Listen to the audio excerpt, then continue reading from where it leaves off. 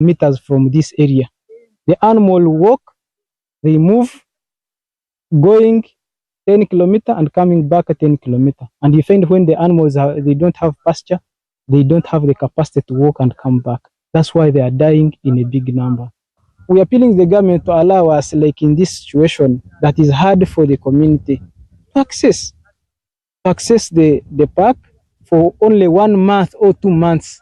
A controlled access, they should not open the whole park such that maybe the animals, they would come and destroy people's crop. But if they put a gate like these gates we have as you're going to Kayanja down there, such that the farmers can go there and access the pasture, then they come back, that one would be the best provision for us. Well, you heard that from the farmers. You actually heard how a farmer who used to produce about 100 liters of milk is now producing less than 25. That is very bad.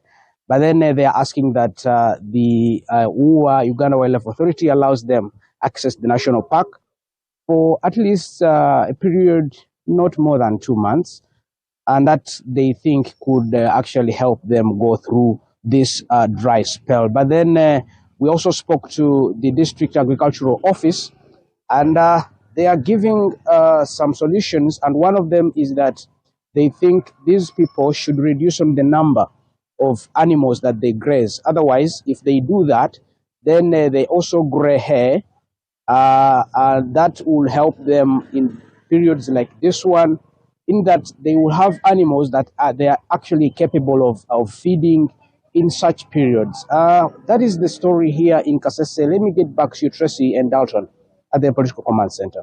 Thank you so much, Fad Masereka. Quite concerning and really dire. I mean, you've seen those animals. They're really, really doing badly.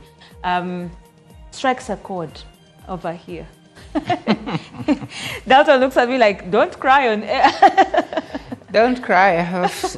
I just think about a person like Mwanguzi. For him, he will be speaking about cows, we'll be speaking about hens. So there's a great variance. But anyway, I remember somewhere in Masindi was hit one time 10 years ago by a drought that killed some animals. And then the local government system devised means, and that's how they try to irrigate and create artificial stream, an artificial stream that has really helped Masindi.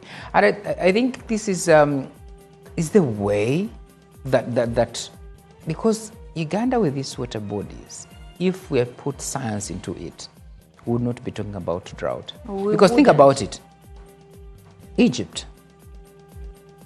If I've been to Egypt, it is so hot, but they still make it work. Yeah, make it work. I totally agree. Israel. I've been to Israel. Still sand, but people still make it work, and people grow food and crops. It is a conversation that would require some active thought process, but also intentionality and proper funding to get these communities out of situations such as these. We're now going to take a short break. NBS Morning Breeze returns in just a bit with more insights, and of course, some of the big stars are returning. Do stay with us.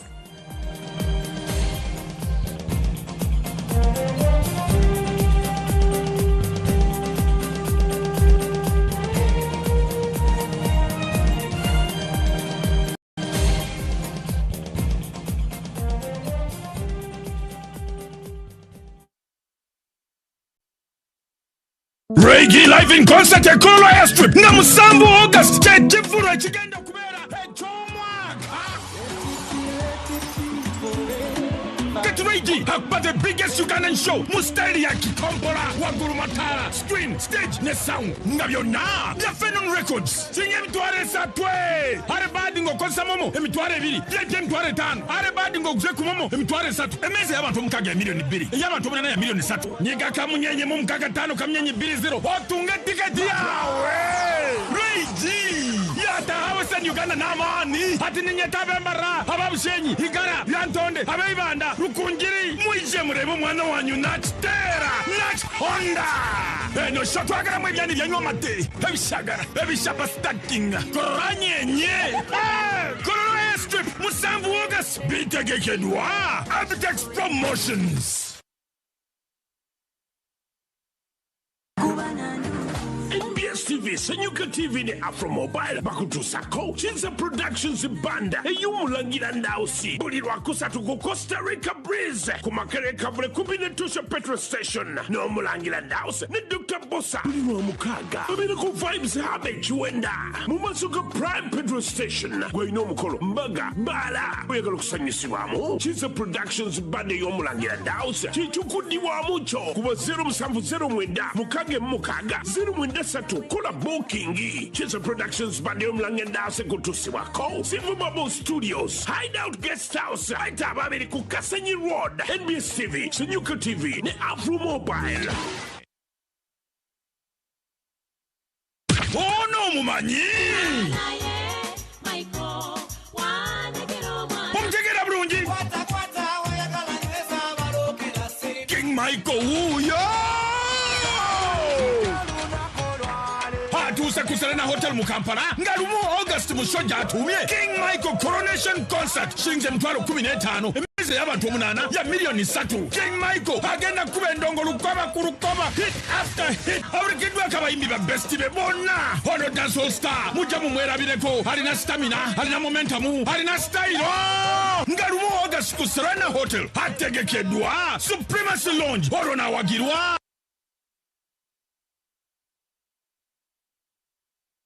Welcome to Radio Wala, Uganda's very first radio station made just for Indian diaspora and lovers of Indian culture.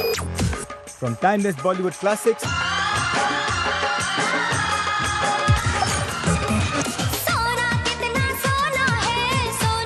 today's hottest hits.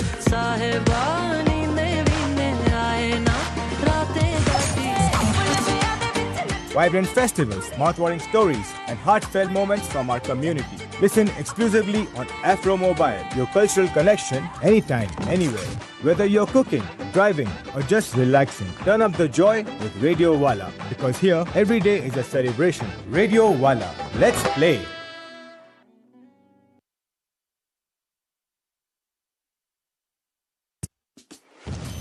The King is ready. Are you? This 14th of August 2026, King's Love Entertainment presents King Saha Tondeke Kololo Festival at Kololo Airstrip. An epic night of live music, energy, and unforgettable moments. Grab your tickets now. Ordinary 20K, VIP 50K, tables 3 million and 5 million. Don't miss Uganda's biggest musical experience. Tondeke Kololo Festival, 14th of August 2026. Powered by NBS, Senyuka TV, Afro Mobile, Capital FM, Beat FM, and Yuga Tunes. August 2026 is here! And Yada for Life presents Mujatu Sinze 2026 Nsima edition on Saturday 29th August 2026 at Imperial Royal Hotel with a lineup of heavenly voices and ministers. Are you grateful to God for what He has done and accomplished in your life? Do you have a reason to ultimately thank God for? Get your deluxe ticket for 30K, gold for 50K, platinum for 100K, and a table at 2 million. Doors open at 4 p.m. Buy your ticket at Unique Uniforms, Uganda House, and at House of Rest, former Fido Dido. For bookings and reservations, call 0760-595-316 or 0708-766-536. Mujatu Sinze 2026 Nsima edition, and proudly sponsored by Yuga Tunes, Afro Mobile, and Yuka TV, and NBS Music. The biggest World Cup Final Fans Festival is here! In Zambia, on the 19th of July 2026. Forget about your tiny living room TV. On the final of the World Cup, all roads lead to the Yes Center in Zambia. Yes, will it be Brazil, Argentina, France, or Morocco? Catch all the drama on giant screens with Uganda's top artists, lethal DJs, and non-stop food and drinks. Tickets are selling fast. One match, one nation. Get your ticket now by dialing *165*20# and follow the prompts, or go to Momo Ticketing. Organized by JAK Sports and Pacific Events. But now Uganda moved clear process to Sako. I read Namatuvu, Atuse Mukapala Kuserena Hotel, Gabiri Murumu August, Mushaja Tomie, strong woman, life of Mitwalu Kumi, yet Twalu Kumi Netanu get, Anybody Twalu Kumi, Atemeza, Yamilion Satu, ticket Zito Niwakupa passport, Kujon Kala Solutions, Nakuserena Hotel, Wanyene, Hurari Namatuvia singer Mutawita, authentic Ugandan rhythms, and Kumaya Afro Pop, and Gating Ngomayawan, Nachidongo, only Afrima Award win. Best female artist for East Africa choreography. Yairi Namatovu. Screen, stage, Namatara. Habiri Murumu August, Serena Hotel. Mwana watu nava mwerekedeko. Fogo. Karen Pita bi mami bidye. Be strong woman. Because the sentence at Chikazi. Tuagara biana biaskoba. Bi madulo. Tuoza sentence wawereza kusimu zabadde mwe chichupuli chetano werezindala. Tuagidwa. KCB Bank. Newman Zabakolo Bumpati Mpati. Victoria University. Uniform. Pepsi. Mount Caleb International School. Bualula. Viva Logistics, Afro Mobile, Netsanyuka TV.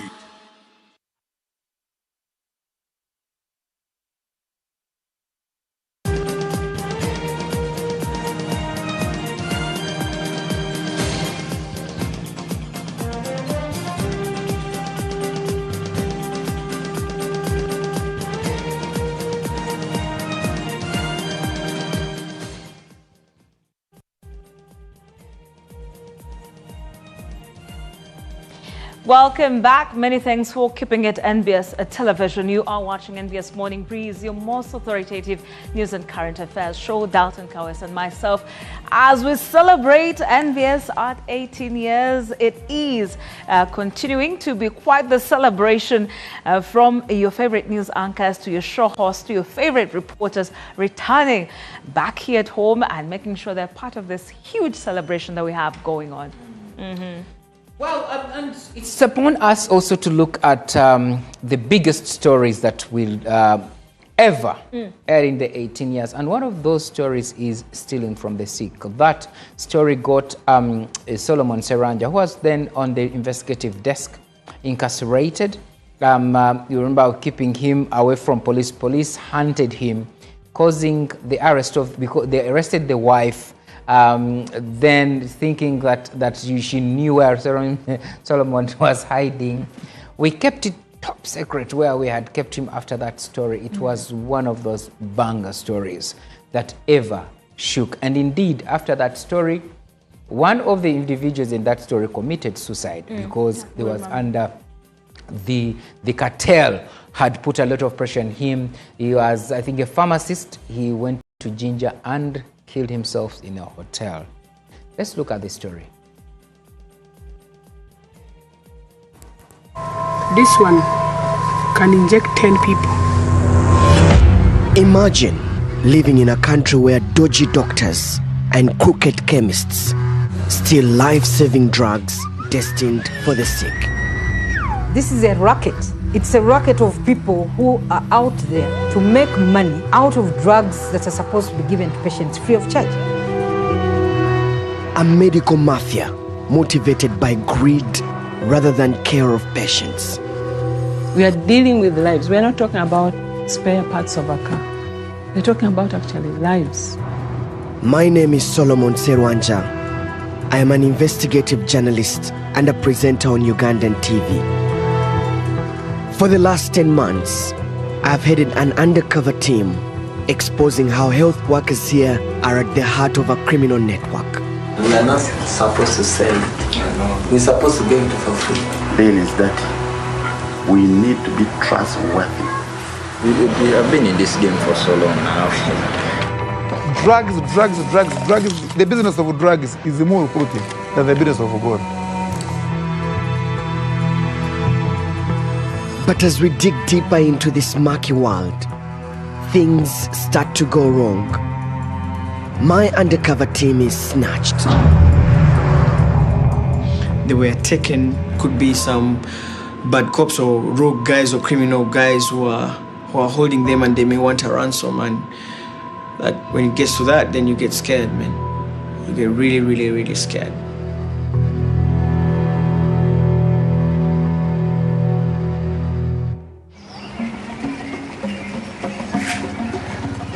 There are many diseases which kill people in my country, Uganda. But one disease has claimed more lives than any other. Malaria. An estimated 10,000 Ugandans die every year. The start of the rainy season in March means cases of malaria will rise. Here in Kamuli, eastern Uganda, this health center receives 30 cases every single day.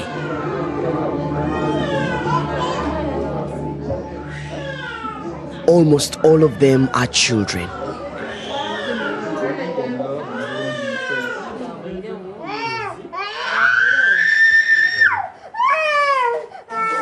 You know, as a parent, I mean, it's heartbreaking to see, my son or daughter in pain.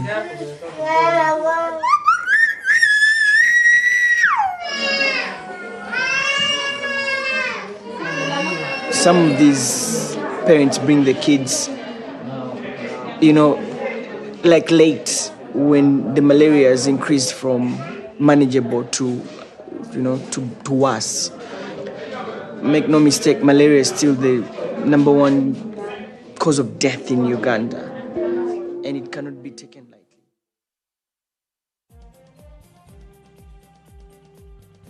What a story. Its echoes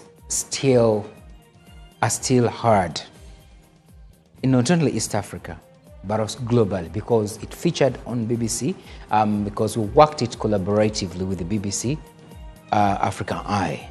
And Solomon, as usual, gave us the very best. Delivering and delivering. That is what NBS Television has done for the last 18 years. Quite many very, very key investigative pieces that have come in the last 18 years. I can only imagine what the future looks like for the investigative desk. But again, you're speaking about stories that do change lives. We inform to transform, and we take that mandate very seriously. Very serious indeed.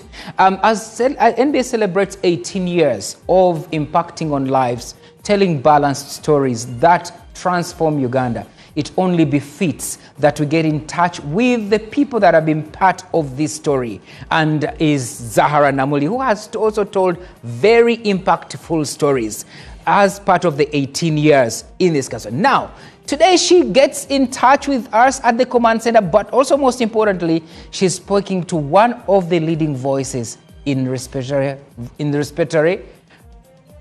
medicine. Zahara Namuli, a good morning from the command center. How is it down there, Zahara? It's a pleasure to have you.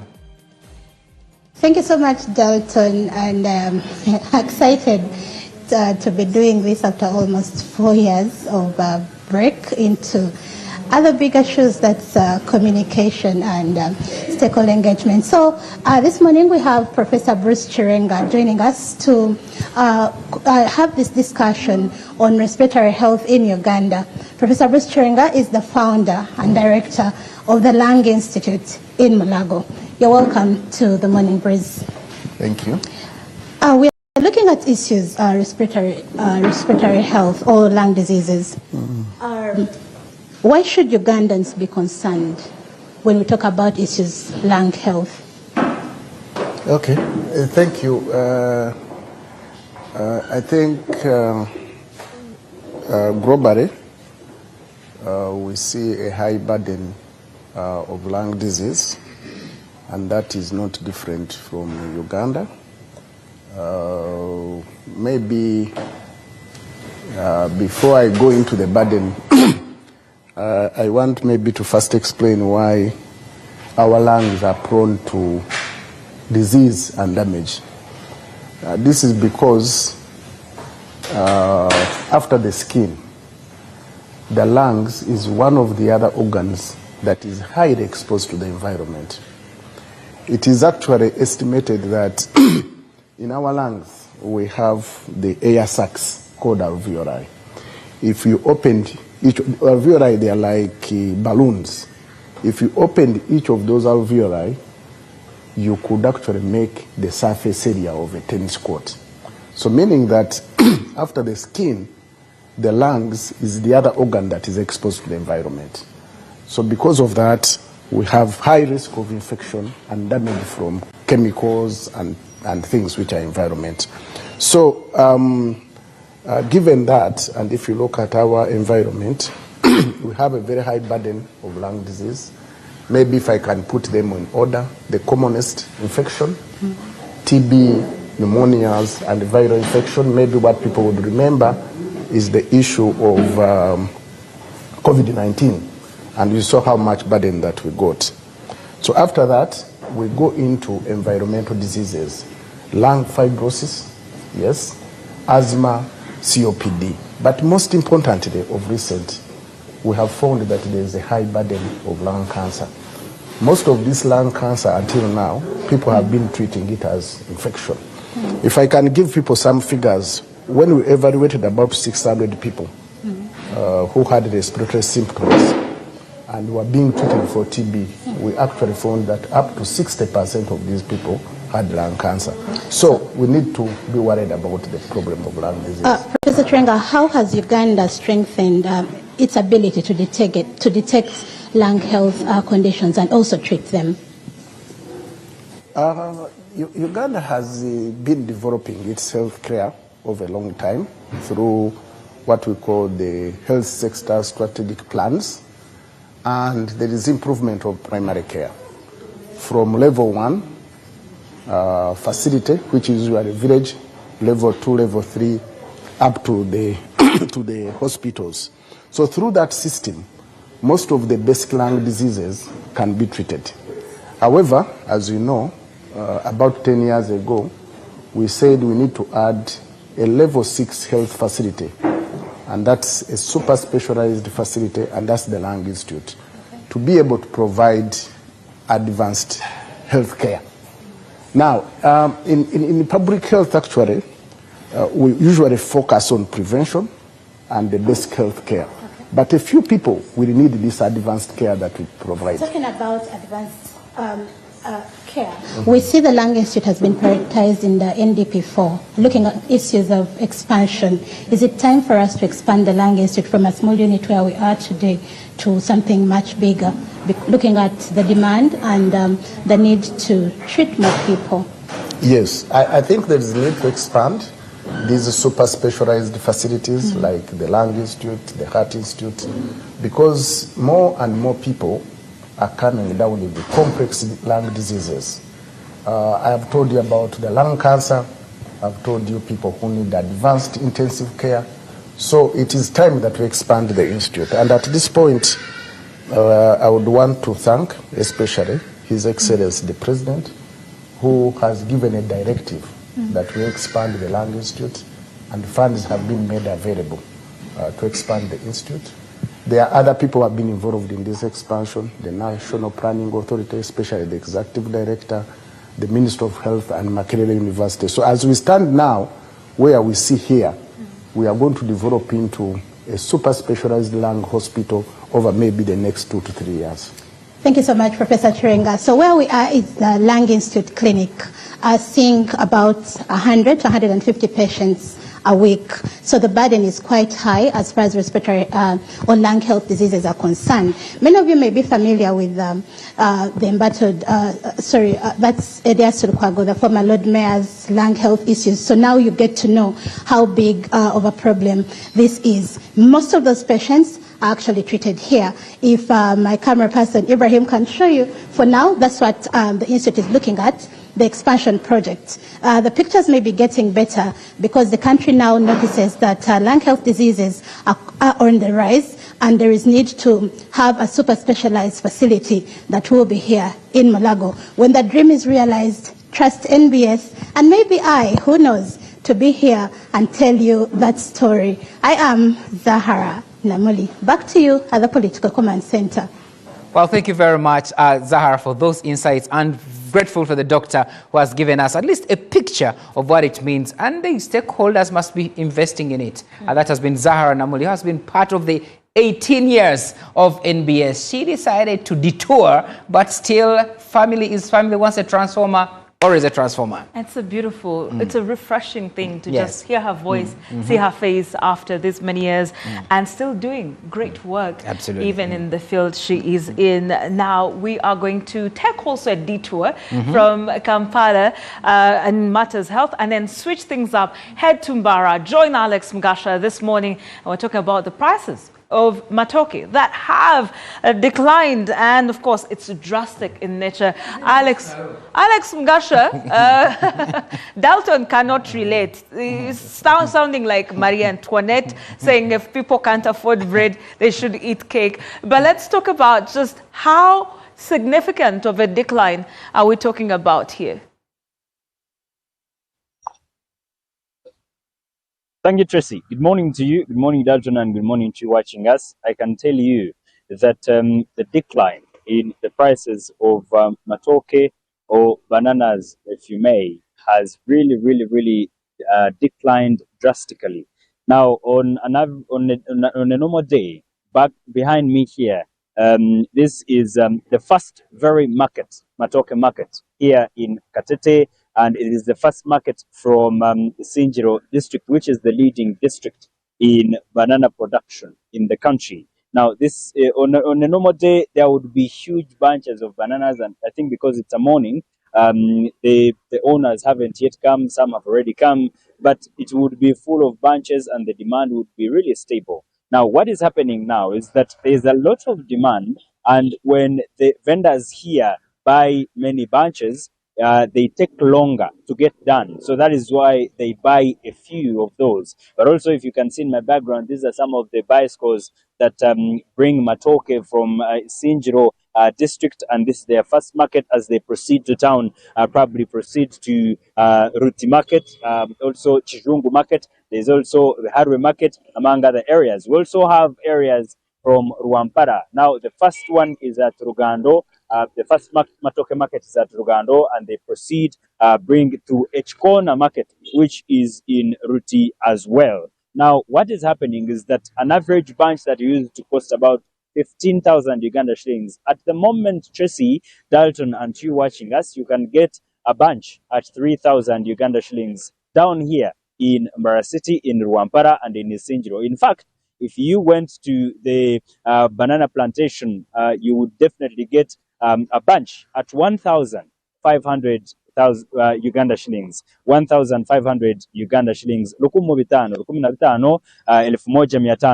you would get a bunch of matoke there. Now, this is attributed, number one, to the dry season, the long dry spell that is happening. So what is happening is that there is increase in production, and yet there is low demand. What causes that? I think it's because of the overproduction, where many people are now consuming matoke, and the demand now becomes low. But also what we have seen is that there is also increase in fuel prices. Now, for example, in Chikona market, on average, they receive more than 500,000 bunches a day, and some are proceeding to Kampala. Now, because of the fuel prices increase, that has also affected the production, rather the transportation of matoke, and yet the price continues to lower, and yet the demand also continues to lower, and yet production is high. So, and we have seen that we do not have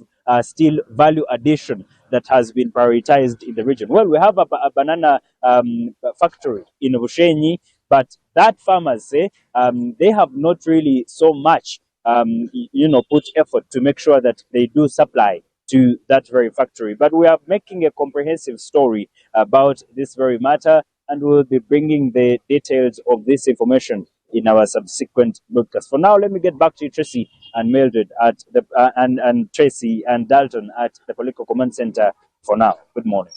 A very good morning. Thank you so much, Alex Mgasha. Quite a story there. And again, it just is sad because ideally with proper planning this shouldn't be the case. Like you said, value addition is something they are talking about in this particular tenure, the 7th Chisanja.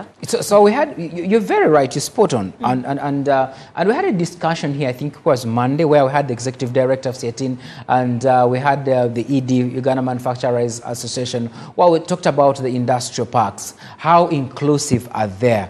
Are there, for instance, in China, India. That's why when it comes to the quality of the medicine, sometimes you question some of the products that are coming from that side. And I can speak with authority on that.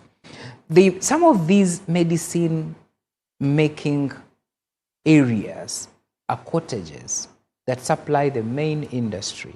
The way you see growers that are supplying the metals in the sugar industry. Sugarcane industry or sugar industry for that matter. So government needs to have been deliberate if we are to speak about the tenfold growth strategy as all the economics that works. Especially if that hub is niched. If you know, for example, it's a matoke growing community, why would you put a totally different hub entirely there? I mean, you niche coffee in coffee growing areas. Let's have the chain. All right, let's go to Mbali, Elgon region, where we'll be speaking to Gerard Matembu. Gerard Matembu, it's that time of the year of Mbalu, and you want to find out. I remember one time there is a police officer who was picked from CPS and forcefully circumcised. Think how time has flown. What is the latest on Mbalu? Gerard?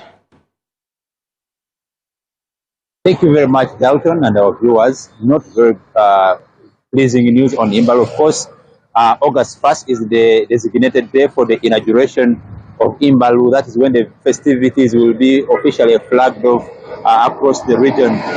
But what is going on at the moment is that we are having a bit of brief conflicts, especially surrounding the cultural leadership. As you are aware, this activity is supposed to be presided over by the cultural leader. And as we speak today, there is a lot of contestation around that, and as we speak, we are expecting today 2 ministers in the region. One, Henry Tumukunde, the Minister of Gender, Labour and Social Development, is particularly coming to handle that particular issue and neutralize the tensions, engage the parties to ensure to neutralize the brewing tension ahead of that particular event. Dalton, we will know what they have decided and what will be the way forward after that meeting. But as far as we know right now, the stakes are very high and the tensions are real on the ground.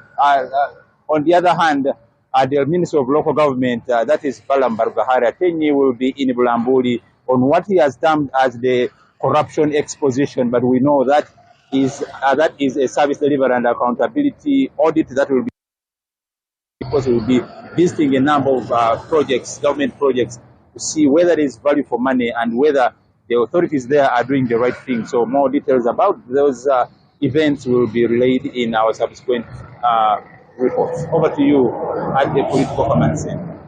Gerard Matembu with quite the story there, hopefully with the cabinet ministers showing up. It might be a good thing, but Imbalu is Imbalu. Imbalu must happen. It should happen. The men that are hiding in town, the Ngobis of this world. If you are Ngobi, Masaba, Wanyama, please go back and they do the rich on you. Be a man, be like me. So, it is a very interesting conversation, but we want to before you go for a break, before you take us for a break, yes. Tracy, when is Chira Road getting done? I mean, also the northern, can we quickly finish that? Because what in the jam is that?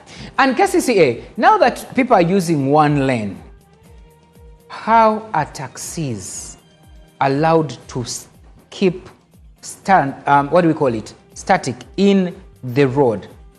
Just use it as a stage. I thought you could create some small space. That because we're using one lane on Chira Road, yes, as you access Acacia, and you can barely move because some individuals decided to park 3 cars It is. While also you're speaking about that you consider businesses. Living in Uganda is a full-time job. Full-time job, and I think we are the strongest in the continent. But it is a conversation that we certainly will be stopping right here. A reminder, topical discussion is coming up. Dalton, can we pick your ideas on what the conversation will be centered on? Well, we're looking at, want to look at the economics that works. Thursday is for the economics that works. And this time we're going to focus on the small businesses that, that are in Uganda, whether they can deliver into the big economy that we expect. Remember what government says, that it will ensure that it takes us to middle. Higher middle. Higher mid-row income. Yes. And I hope the conversation can start with this matoke seller and how they contribute to the bigger picture of higher middle income status. So that conversation will be coming up on topical discussion. To stay with us.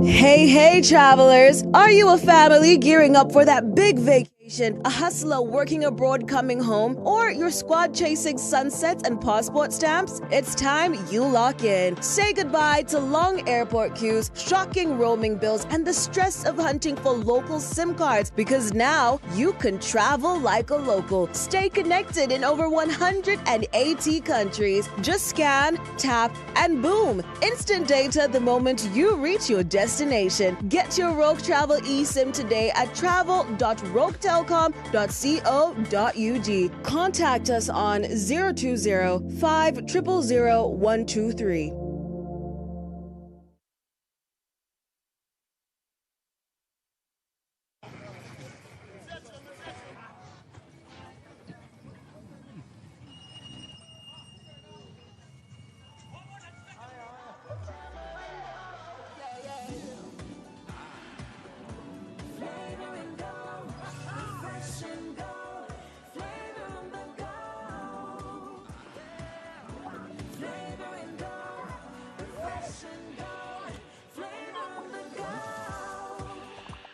Flavor Muka Chupa. Test our refreshing, juicy flavors in our 250 ml and 400 ml packs. Splash Kachupa. Flavor Muka Chupa.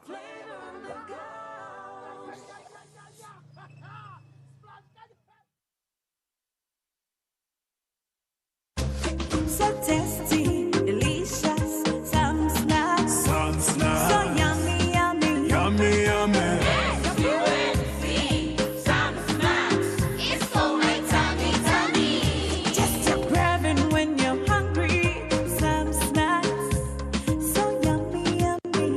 Boy and girl, come here, so Uncle Son's got you. May have some snacks for you, your man, papa, your granny and your picnic. Well, if I can, the snacks for you. Come pick anything you want. Some snacks for your tummy. Yummy, yummy. Sam's, delivering memorable moments in every household.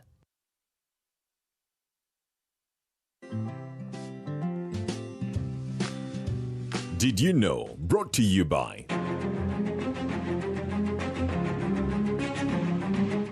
Fake spare parts can be deceiving. They seem cheaper, they seem good enough, they get you moving for now.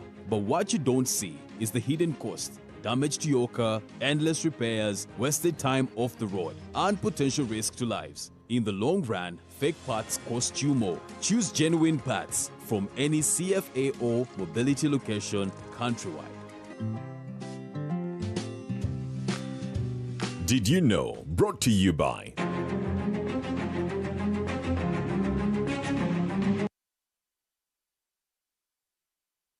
mulembe guno abakozi bakyayambala ebintu ebyo bisambala bannannyini makolero zi kampuni abakozi mubafunire uniforms eziri ku mulembe okuva mu George Color Solutions banyirire bafulume mu material ne design ebiriko ate nga kuliko n'akabonero ka kampuni yo olwo business ogiba abantu mu maaso bagimanye tosubwa campaign eno omulamu akugamba nti stand out mu uniform yo ne George Color Solutions bali ku Prime Complex ku Johnson Street shop number C24 esimu noti 7772 anamu5 kyendamwemu 29 wamu ne ku www.georgecolorsolutions.com.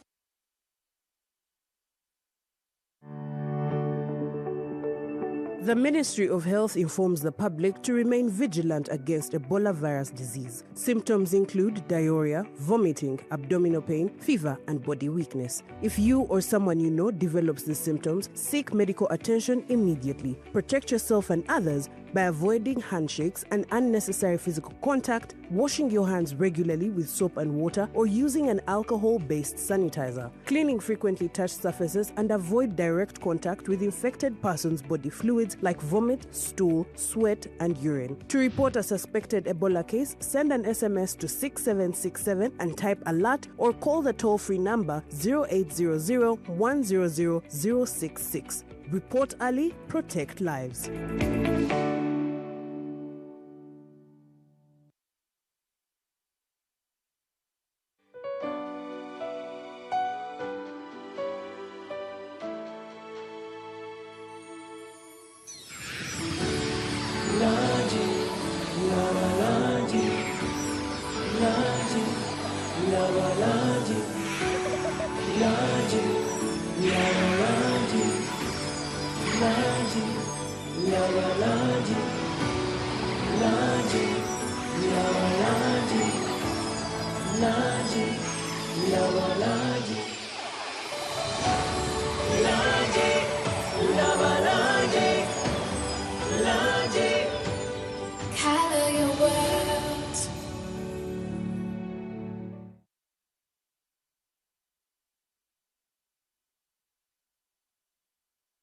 This July, NBS Television brings you closer to the stories everyone will be talking about.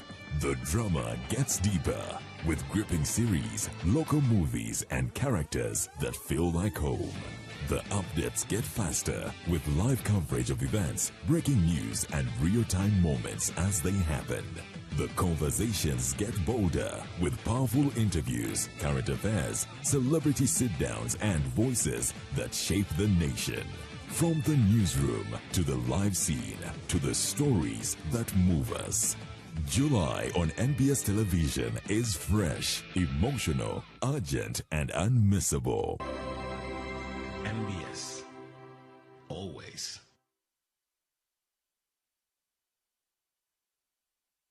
abalimi ba Uganda babano bavuddeyo abayiyambye obulimi n'obulunzi basenvudde bonna bakuŋŋaanye lumo. Sanyuka TV ekuleetedde omwoleso gw'ebyobulimi n'obulunzi. Tulime, tulunde, tufune Agric Expo Julayi nga 24 paka 26. Enkuyanja y'abalimi bamusiga nsimbi, abayiiya, abalina obutale n'abasuubula ebirime bonna mu kifo kimu. Guno si mwoleso bwoleso wabula nno ntabiro ebyobulimi n'obulunzi mu Uganda. Jangu osisinkane abakugu oyige ate okulaakulane mu mwoleso gw'ebyobulimi n'obulunzi. Tulime, tulunde, tufune Agric Expo Julayi nga 24 paka nga 26 ku Next Media Park. Okumanya ebisingawo kuba ennamba yaffe 0760 00 890.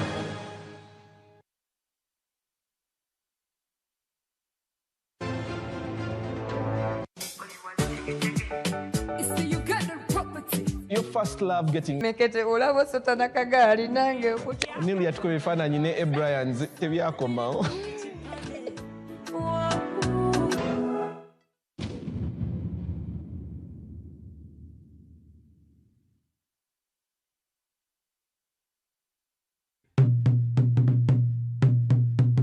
This is not just a run. This is a movement with purpose. Join us on 30th August 2026 at Kololo Ceremonial Grounds for the Cancer Run 2026, starting at 6 a.m. Also taking place simultaneously in other districts across Uganda for the completion of the One-Stop Cancer Center at Nsambya Hospital. Registration is only 30,000 Ugandan shillings online using Gonza Pay. Gates are available at all Centenary Bank branches, Capital Shoppers outlets, Bread House branches, the Cancer Run office on Zimwa Road, Muyenga, the Rotary Uganda office at Nick Building, and Rotary clubs across the country. The Rotary Cancer Run 2026 is organized in partnership with the Parliament of Uganda, Centenary Bank, Crystal Water, and Next Media Group.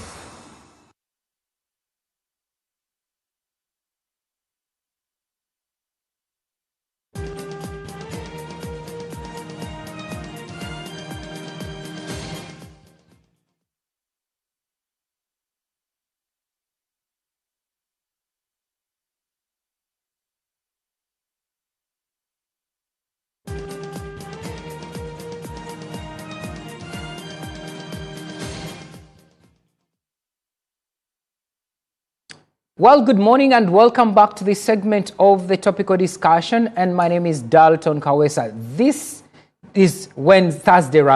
And on Thursday, we talk about our segment, The Economics That Works. The Economics That Works is our Thursday segment that discusses the ideas and policies that punctuate the whole economic process in this country and contribute ideas to the economic development. And today, we're going to delve deep into the tenfold government strategy for growth.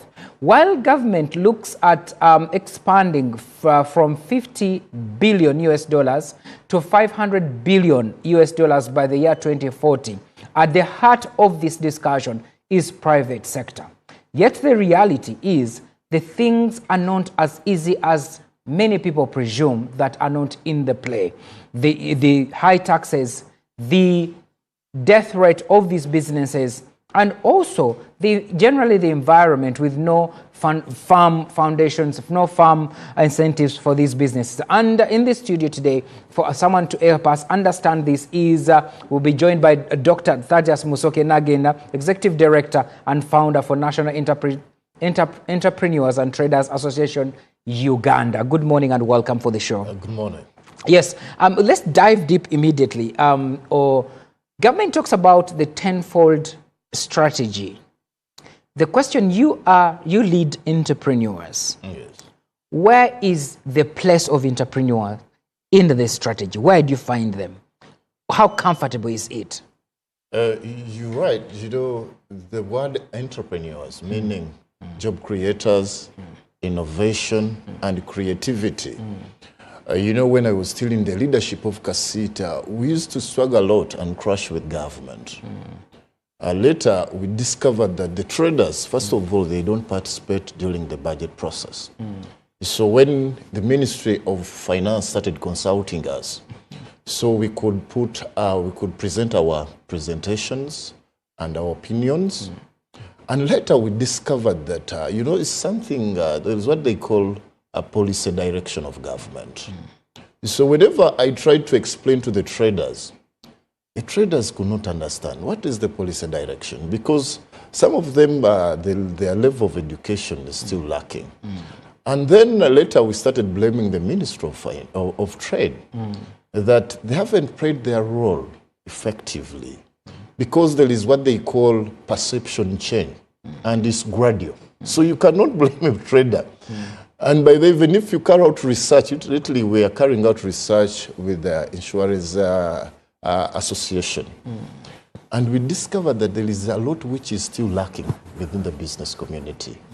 And first of all, the efficiency of these agencies and ministries, we need also to make sure that also they improve. So the traders, most of them, they don't understand the meaning of the tenfold growth strategy. So whenever you ask me, I don't understand. Those are for the people who went to school. But automatically, this strategy has a direct impact on the traders. So what happened? They never understood that the strategy supports import substitution. That's why even during this budget reading, they are emphasizing the ATMs. So someone may think that the ATM may be this machine for money, withdrawing money, or the bank ATM. Yes. So the government needs to do a lot to sensitize the public that the ATM is just an abbreviation of agro-industrialization. You know, sometimes they change the wording, but it's the same as import substitution, value addition.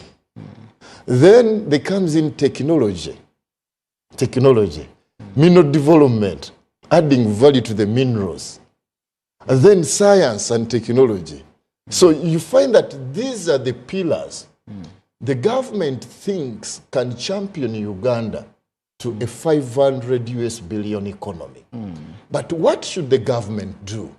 Serious stakeholder engagement. Does the public understand the strategy?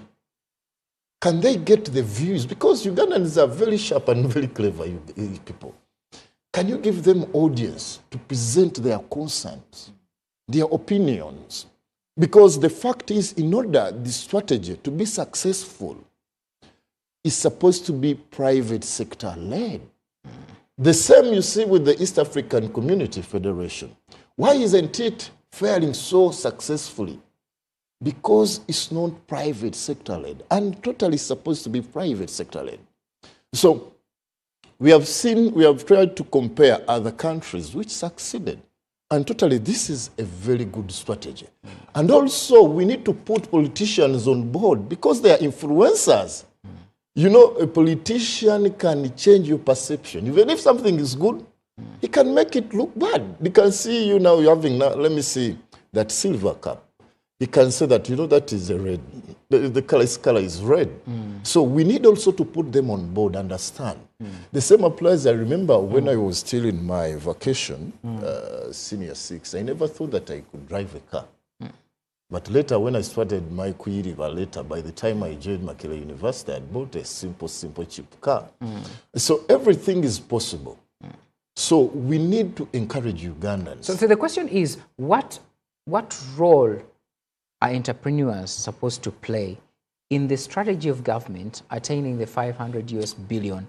Of course, all the role is supposed to be almost, its role is very vital. Because the government, some of our comrades in government, they don't understand what the private sector goes through. So through the constant engagements, that's why you find that there are some interventions which the government have formulated.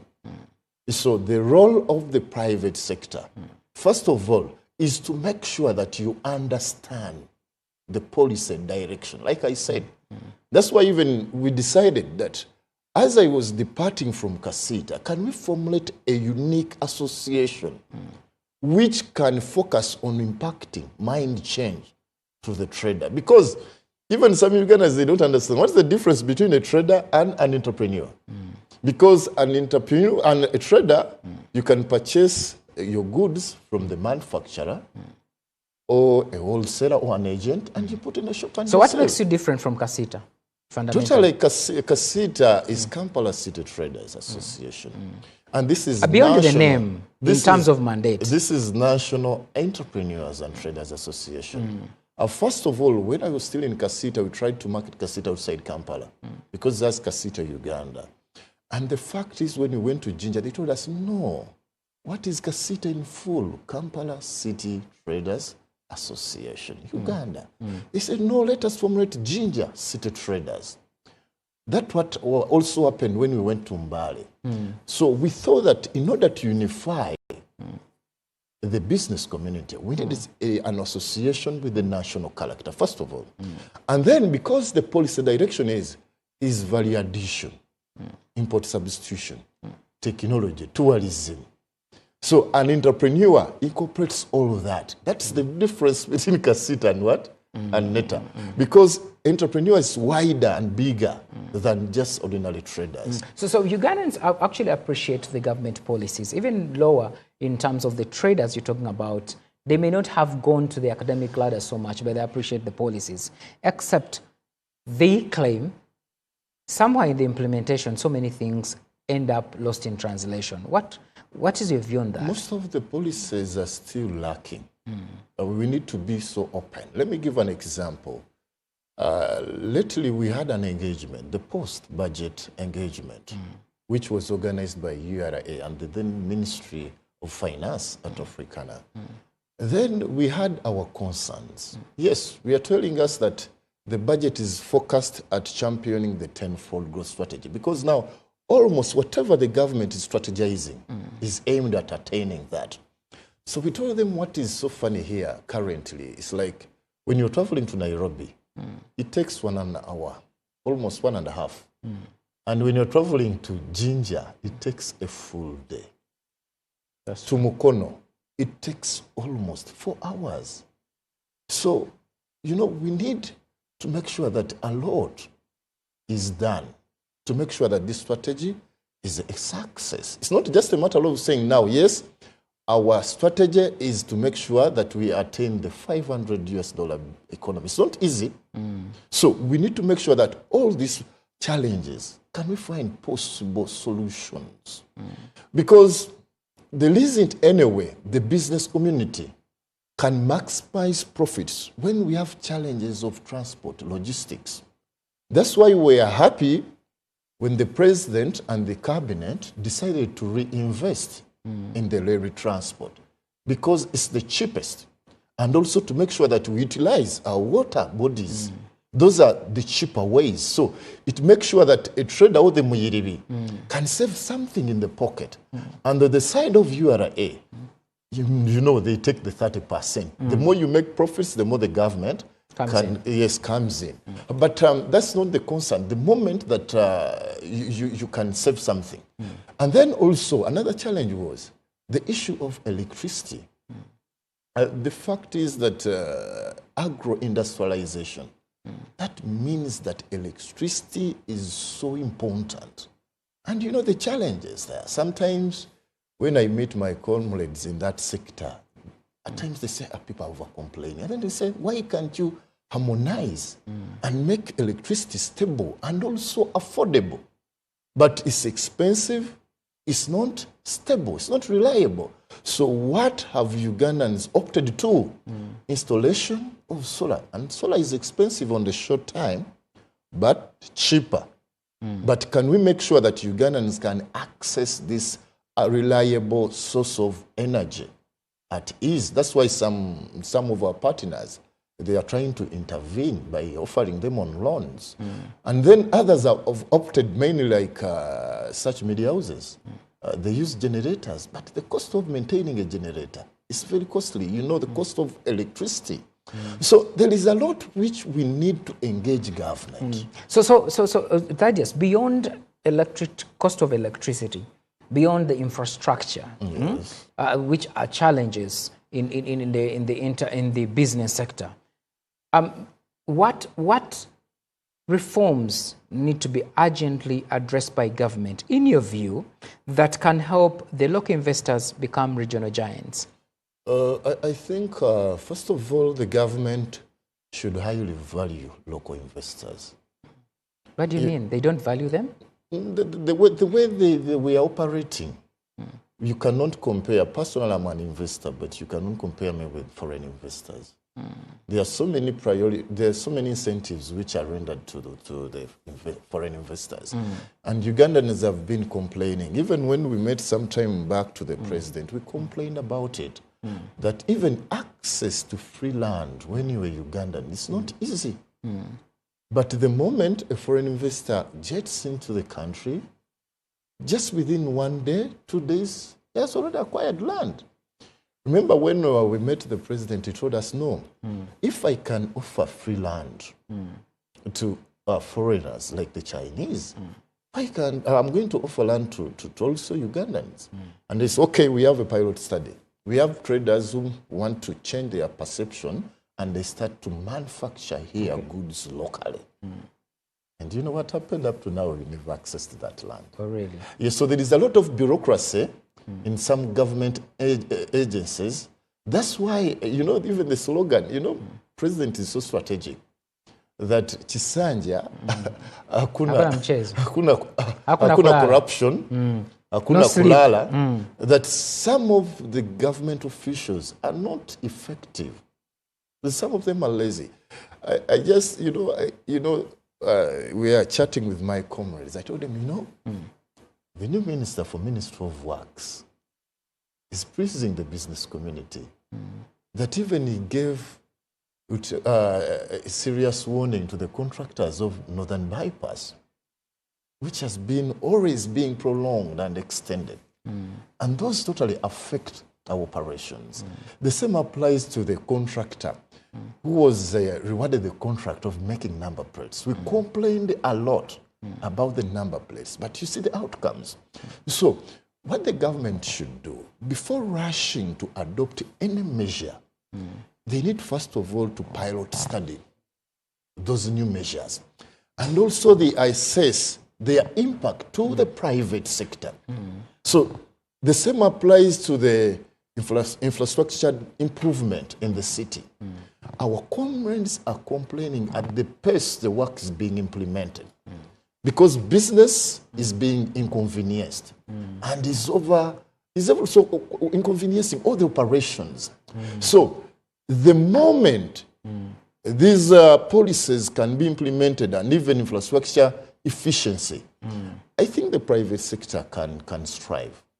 All right. The other thing about the question, are Ugandans really entrepreneurs, or they are being forced into doing business because there's a lot of unemployment, from how you see it? Ugandans, by the way, we are entrepreneurs, but there are so many challenges. For instance, access to finance. Lately, the government is trying to make sure that it handles the access to finance challenge. That's why you see the PDM, the Myoga, the Business Recovery Fund. Efficiency is beating us this side. That's why I told you now, ever since COVID affected business, so many businesses, we requested the government to intervene with the Business Recovery Fund. It's just being implemented. Before even the banks refused to release that money. So we had to complain. That's the essence of such associations, because sometimes government officials sleep on duty. And for us, the private sector, we cannot allow to sleep on duty because time is a resource. Let me give also another scenario. Our comrades who were affected by the floods in the city, up to now, they haven't been compensated. Already, some of them are running out of business. And then, the unfortunate side, that even the landlord had to increase rent 50%. By the way, even it's against the landlord and tenants law. But you see, there are so many challenges younger entrepreneurs go through to make sure that he can break even. All right. That's why even it's on record that we can start as so many enterprises as possible. The same rate, at the same speed we are starting, the same rate they collapse. So there is a lot which we need to discuss to make sure if Ugandans are trying to survive, how can they be facilitated? That's why we thank the government to give this leeway that at least if you start a business, you can be given up to 3 years without paying income tax. That can give you some momentum to make sure that the business can stabilize. Well, we've been joined by a man of many courts, and he's a lawyer, part of the National Chamber of Commerce, also the National Publicity Secretary for the ruling party's Entrepreneurs League.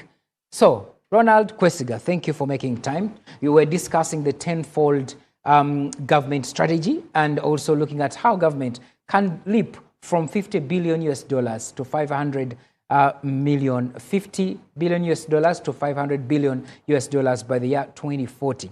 And the conversation is government places the private sector and entrepreneurs at the center of this.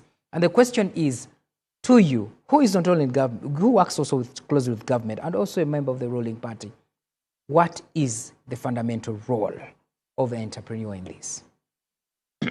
Thank you, Dalton, for having me here and being next to one of my constituents.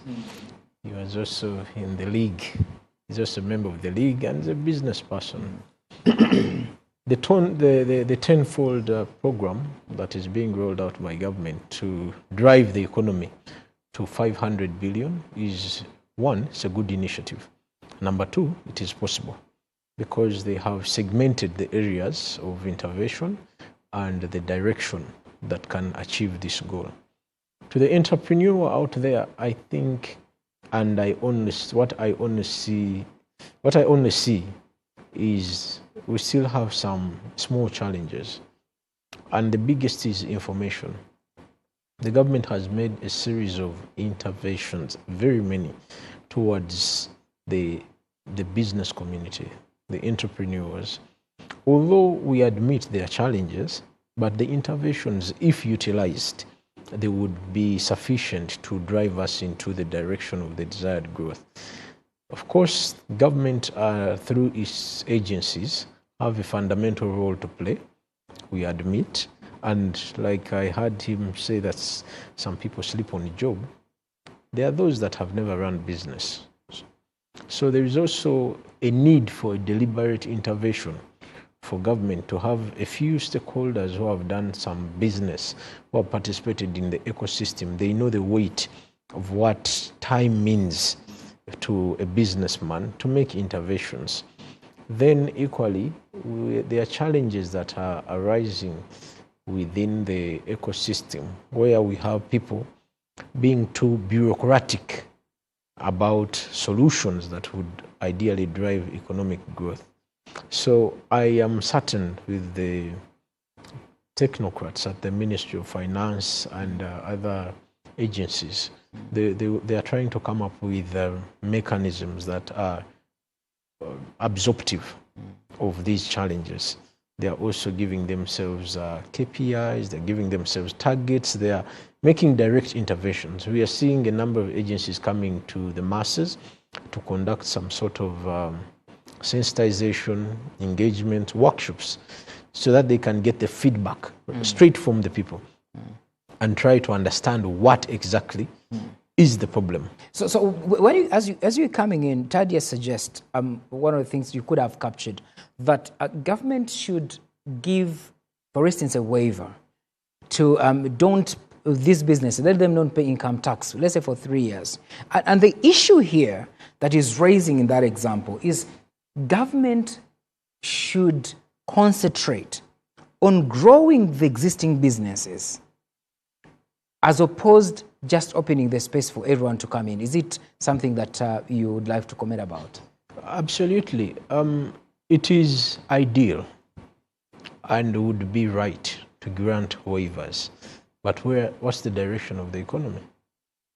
Some of these incentives are already in place, but we don't know how to utilize them. Like I said, it's information. That's an indictment on you because you're It's information. I'll give you an example. Today, URA is running several campaigns of waivers. If you look at the new budget framework, they also said the government made an intervention and said they are waiving penalties and interest on all existing tax liabilities for as long as you pay the principal amount. It's simple and plain, but you'll find people don't know about this because they don't know the opportunity and window will pass and in the end they will lose out. Government already created an incentive and said starting businesses should be allowed to operate without tax being levied upon them for at least 3 years. That has been put in place. But it does not mean that you should not file returns. So the information gap is still one of the biggest challenges that we have. We still, the media needs to help us to disseminate this valuable information in mechanisms, in languages that can be well received by all Ugandans and understood and appreciated. The trend today is, I see you thriving in business. I don't know how you're doing it. Then I jump in the next day and want to do the same business. I have not studied the business. I have not researched about the business. Different businesses have different windows of opportunity. There are incentives for every venture. Of course, the government approach has been promoting industrialization. That's true. And of course, to promote industrialization, you're trying to frustrate importation. so that people rely on locally made products. That's why the many business people are complaining about the taxes, import tax, this, but it's a government strategy. All right, let me bring in Thaddeus. One of the biggest obstacles entrepreneurs complain about is the cost of credit. And the question is, are lenders responding to weak business fundamentals just? I think the challenge would be, I think, from the banks, because we have been having so many challenges with the banks. At times when I was engaging my comrades, I told them I think it would be better to use a money lender than a banking institution. A reason, the requirements. You know, you go to a bank, it can tell you, we're having a business recovery fund. That is 10%. That's some of the interventions by the government. But access to it is being complicated by the financial institutions. So they prefer to lend out their own money. And also, we had a proposal by government. If our partners, the banking institutions, they are not cooperative, they are sabotaging this incentive, why can't we establish a special fund, like in the Ministry of Trade, where you can apply and you can access such credit facilities? But I think the government did adopt it because there are some challenges and also risks.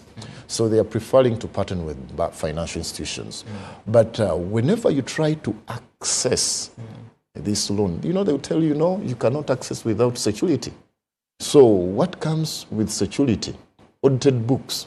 3 years, that's around 1.5 per year. So you find that, the cost keeps on accumulating. After that, they tell you insurance. I had a scenario with one of the financial institutions. They told me, we are going to charge you for financial advisory services. And they charged me 8 million. And after one of my buildings caught fire, and then I told them, please, even you charge me insurance, but even I cannot access an insurance company which insured me. We got also another scenario. The late chairman for Kasita, Everest Kayondo, he had issues to meet the bank obligations. And when you're accessing a loan, that's the purpose of insurance. So we got a challenge that the insurance was supposed to cover the cost of the bank obligation because now it's delayed. But the bank could not access us to the insurance company. So the loan kept on accumulating. So until they approached me, I told the bank, I'm going to call for a press conference the moment you don't take proper action. So they had to wake up.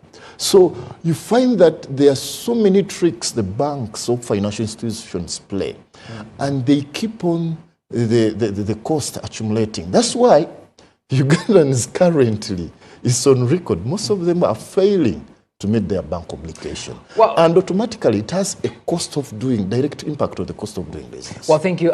We'll take a break, and when we return, we shall still look at, are we getting it right, or there are still the weak business fundamentals that Uganda needs to address, especially when it comes to the credit line. My name is Dalton. Stay here.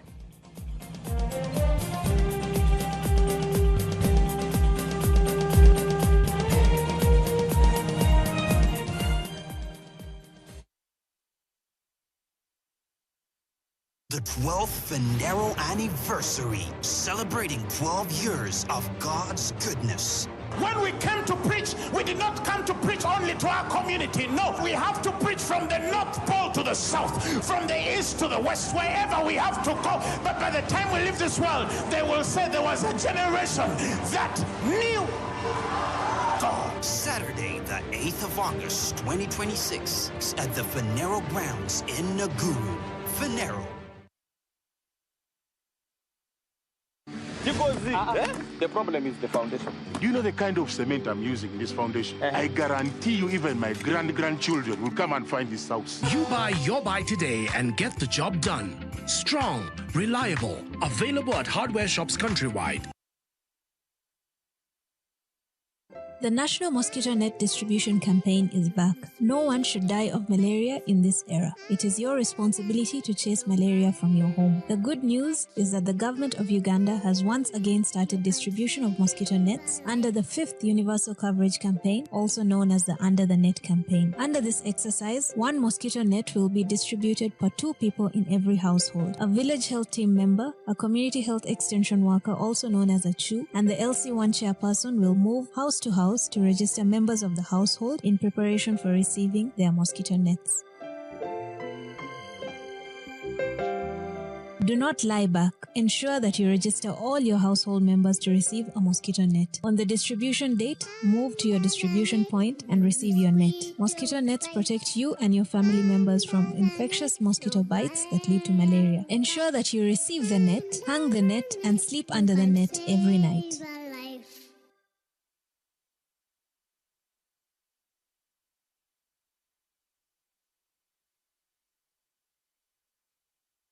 Are you planning an event? Think of X Events. For the best photography and videography of all kinds, we believe that every moment is worth capturing. Whether Kwanjula, weddings, Kuhinjira, bringing out the culture and glamour. And of course, a professional team that has mastered the art of the game and pro-gear with elegance. X Events is located along Rubaga Road on Access Building opposite Hotel Sojavalo. X Events, capturing your precious moments.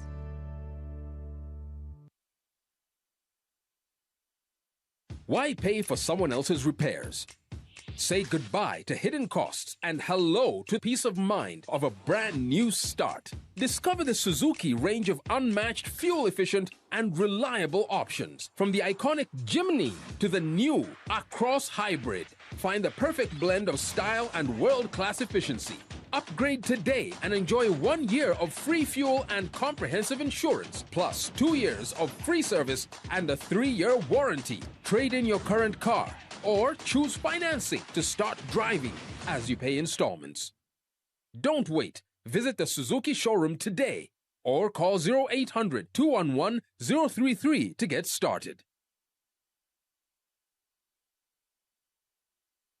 The Electoral Commission informs all Ugandan citizens that the compilation of the Village LC1 Council Register and the Village Women's Council Register is taking place from the 6th to the 10th of July 2026, every day from 7 a.m. to 6 p.m. If you are a Ugandan citizen at least 18 years old and ordinarily resident in your village, visit your designated registration center and register in person. Registration is free of charge. Carry your national ID, national identification number, or national ID application number. Register today and take part in choosing your leaders at the grassroots level. Electoral Commission for regular, free, and fair elections and referenda.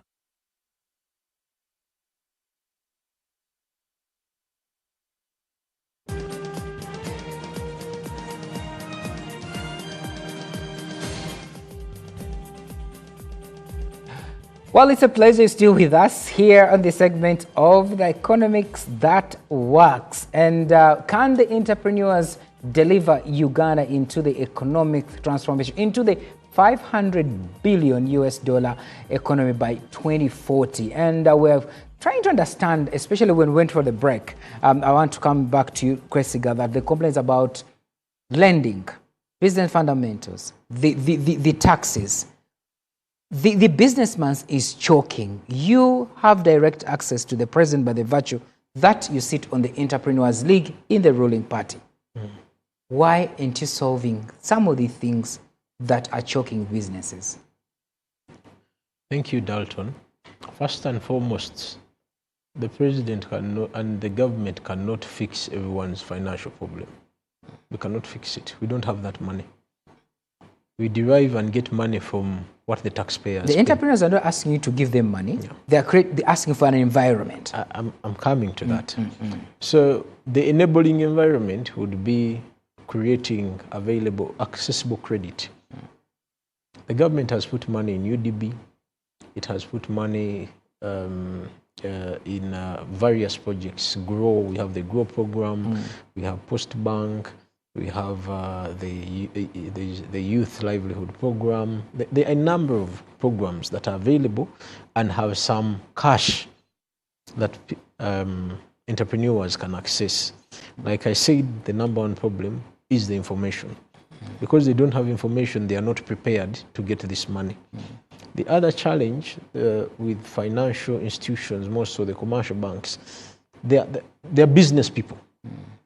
And then their lender of last resort who sets the standard of how they lend and conduct business is Bank of Uganda, who is extremely stringent.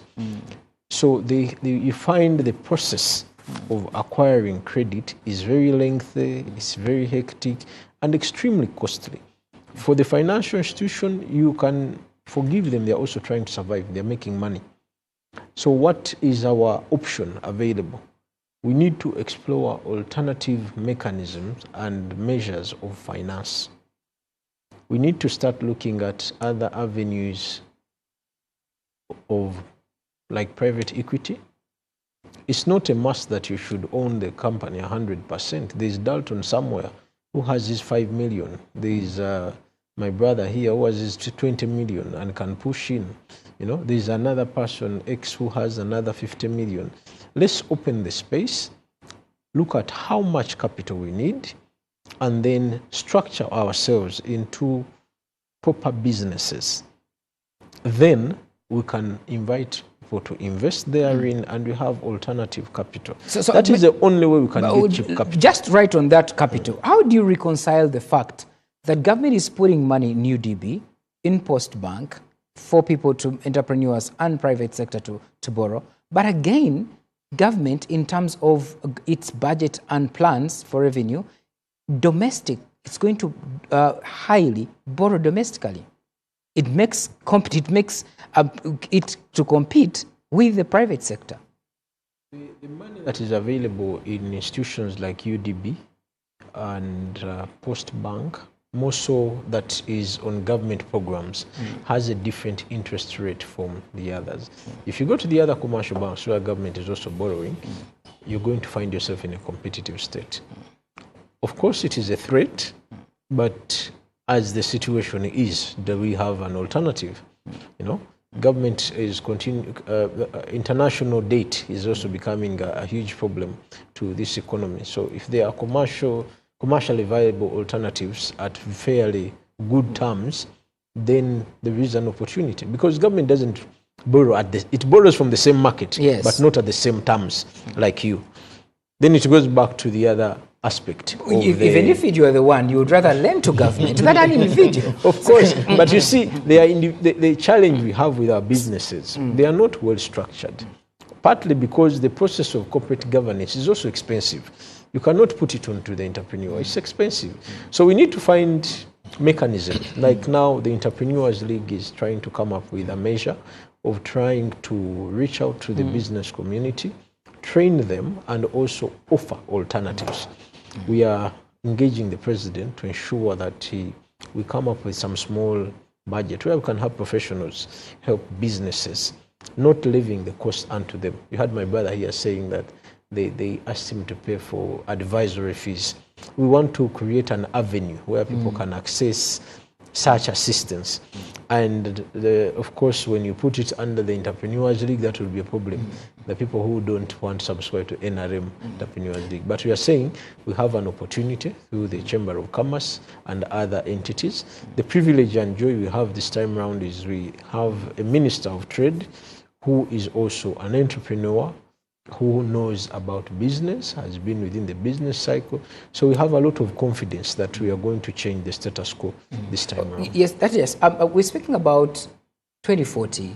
We're speaking about the entrepreneurship ecosystem. How can we measure that by the time we get into, let's say, 10 years from now, yes, we would have matured in terms of the ecosystem? Anyway, your question is a little bit hard, but I'm going to try to simplify it for our viewers to understand. You know, mainly we need to make sure that, like Ronald has said, that we need to make sure that how do we put entrepreneurs on board? Also, we have a bigger challenge of formalization. Formalization, this keeps a bigger percentage of entrepreneurs not accessing even government incentives. And also, I need to add something about borrowing, domestic borrowing. You find currently in this budget, the percentage of domestic borrowing is bigger than foreign borrowing. So this creates a direct competition between the private sector and the government. That's why there is that bureaucracy tendency a lot and prolonged access to credit, which is totally affecting us. But the moment the government currently is having several engagements with the private sector, this, it may not be abrupt, but it will change the perception because that is to be gradual.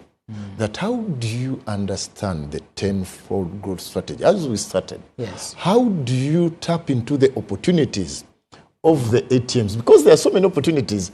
Let me give a scenario. Like now for science and technology, innovation, research, do you know that traders now are importing chemicals which are used like inputs into that? Yes, I gave a scenario here. I was being hosted. I told a colleague that I'm going to start rearing these modern rats, you know, which are science rats, because now they're going to be on market. I didn't know that now every science student is supposed to access at least 6 to 10 rats. And that rat now currently on the market is costing around 25,000. So already there is a market. So when we are trying to engage our Ugandans, we try them, yes, the situation is not fair as we are expecting, or it's not the best, but the budget avails you with opportunities. So this forward growth strategy avails you with opportunities. So you cannot measure its success when the population is not involved. Exactly. I gave a scenario. Malaysia adopted such a strategy. It became a great success and impact because the population was fully involved and it was private sector led. The moment Ugandans cannot identify the opportunities in our budget, we have been analyzing the budget. But you know, even up to now, the business community, most of them, they don't understand the opportunities, the amnesties. Lately, we are engaging NSSF. Do you know that even NSSF extended its amnesty because we told them by the time the time frame which you offered the amnesty wasn't favorable to mainly like institutions and even us, some businessmen. So they extended after intervention of Neta Uganda. So we need to make sure that we put all Ugandans on board and make them interested in the strategy, tap into the opportunities, and then I think it can be... So Kwesiga, thank you very much, Thaddeus. Kwesiga, when you're discussing in the Entrepreneurs League, things I would imagine to table to the president or the SEC, do you ever discuss the cost of business and the impact it has on people that budding enterprises and entrepreneurs? Absolutely, absolutely, because that's an elephant in the room. Because at the end of the day, the cost of doing business should be extremely low. The profits should be available because that enhances the revenue for the government. That means you can tax people, the people can pay the taxes. So it's extremely incumbent. Actually, that's the core. So what sort of conversations regarding that do you have? Because we don't seem to see the solutions that are coming. No. The solutions are there. Like I keep saying, and I have said from the beginning, the problem is the information. People do not have information on what interventions the government is making and what to do about their businesses. So you're saying NITA Uganda is sleeping to give information to entrepreneurs? That is what you're saying. I don't know. It's information. And you see, NITA, if NITA is to give information, the kind of information we are talking about is extremely, I would say it's technical because it's business. You need to discuss with someone the nature of their business to the most granular level. To understand, and you tell him, okay, you're importing this much, the pattern has changed. I'll give you an example. A couple of years ago, there are people who used to do feeds for chicken, and they were mixing their own food and that kind of thing. Then somebody brought in pellets. Pellets were cheaper. It was more clean. It had less work. So the other whole industry that never prepared for the transition ended up grumbling. And that's how you see most poultry farms started crumbling. But this was something that required information for adequate preparation and adjustment. There is no need to continue buying and investing in plant and machinery to make this kind of the normal feeds. There's a new innovation that has come up. So there is need for information for people to know you have been importing these shirts from China. But now the strategy of government has changed. They are pushing for import substitution. That means you must go into manufacturing. How ready are you? If you're 20 people that are importing and the cost of the desired factory to the standard will require maybe $20 million, and each one of you, the best you can do is about $2 million. Come together. Let's understand what's the deficit. Discuss with UDB. Let's have government intervene, and then we have a factory with a clearly well-structured governance model, and then the business goes on. That's how economies have transformed. As we see the other side, we look at what you're saying, policy and name it, and the paradox of it. You have a URA that is slapping 300 million income tax on an enterprise, taxing it to death. On the other hand, and they think the very revenue they're going to use and give 1 million to a peasant under PDF. So how come government's thought process is not as inclined to humanity and saving these businesses?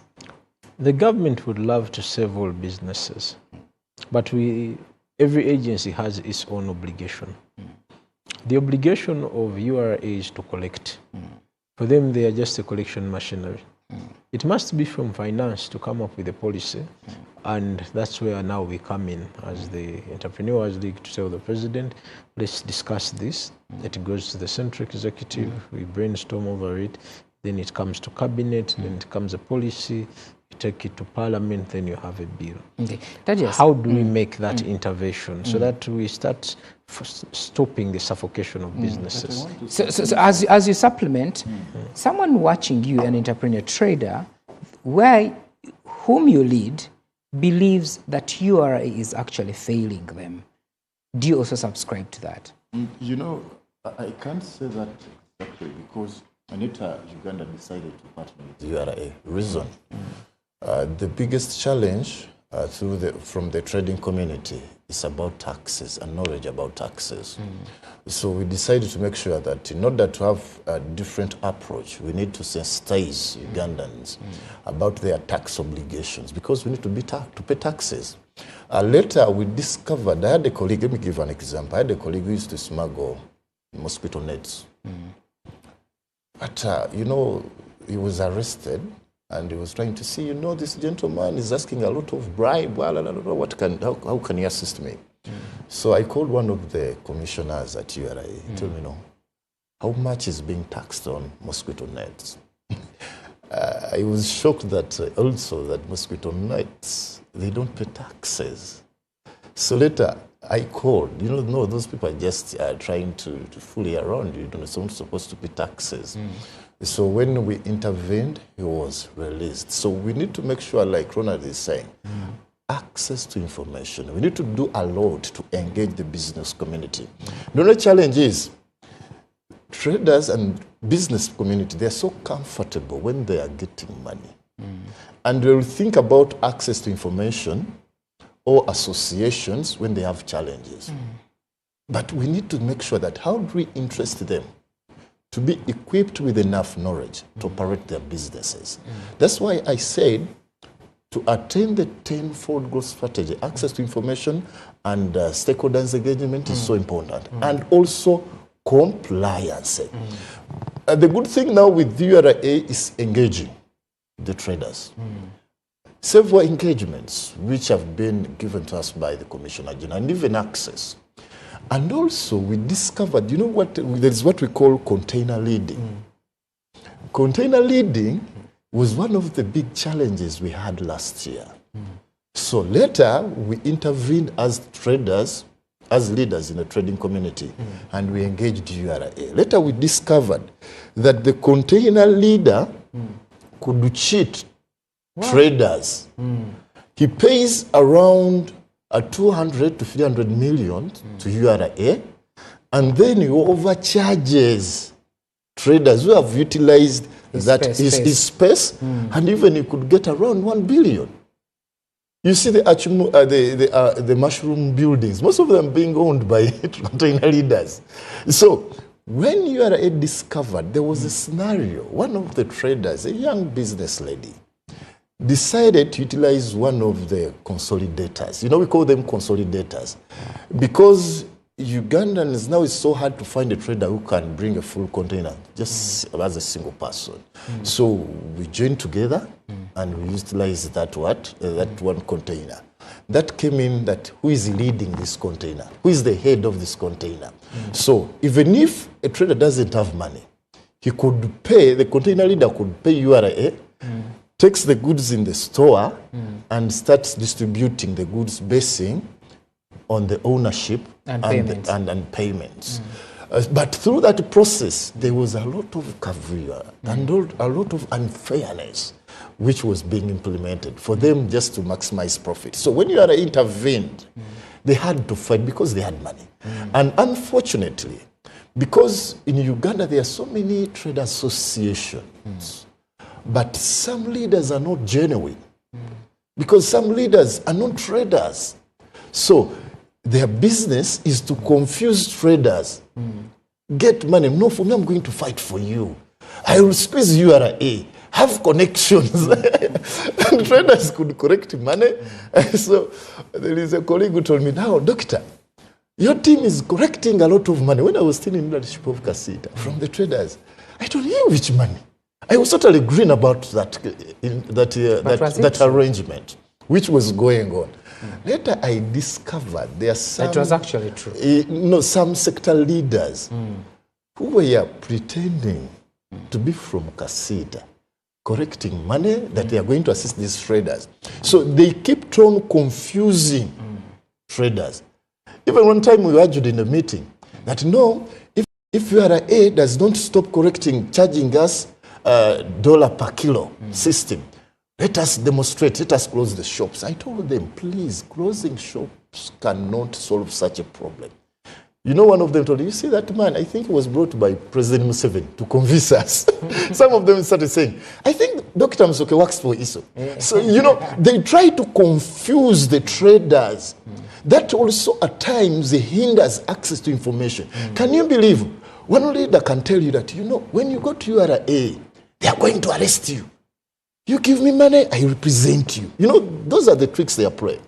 But whenever we used to access the Commissioner General, his approach is so unique that he could call as many traders as possible. Okay. So he could give ears to all the traders. Yes. That's why you find that now URA is changing. I cannot come here open and say, you know, URA is killing our businesses. Because now we are trying to make sure that how do we interest Ugandans to understand their tax obligation? Because tax compliance is so important. Well, thank you very much. As we get out of this place, Ronald, what would be your final word, especially to government? What is the biggest mistake government needs to fix if we are to attain the 2040 500 billion target? Thank you, Dalton, and thank you for always giving us an opportunity to come here and make a contribution to this country. I think it's not a mistake that they are making. We have made a number of interventions. The fundamental issue that we need to address is the information gap. The people don't know what they're supposed to do, how they're supposed to do it, the weight and value of the interventions that we have made. So we just need to create a lot of information out there, a lot of engagement with the people in ways that they understand and appreciate. If I put a small office downtown and I kept there every day with 2 URA officials and I make it easy and accessible for people to come and speak to the URA officials and myself, maybe that could make work much easier. And then they also understand the program of the tenfold. So the bottom line, information. Well, if you want to send, if you have relatives in DRC, have relatives in South Africa, if you have relatives in Kenya, Rwanda, Burundi, and you want to send them some money, just use a SendWave. That app will help you solve the problems instead of putting them on a bus. I know many people put money on the bus, put them in an envelope, and put newspapers inside to just masquerade, or not masquerade, to just disguise them that these are newspapers, yet inside there is money, and at the end of the day, they end up losing that money.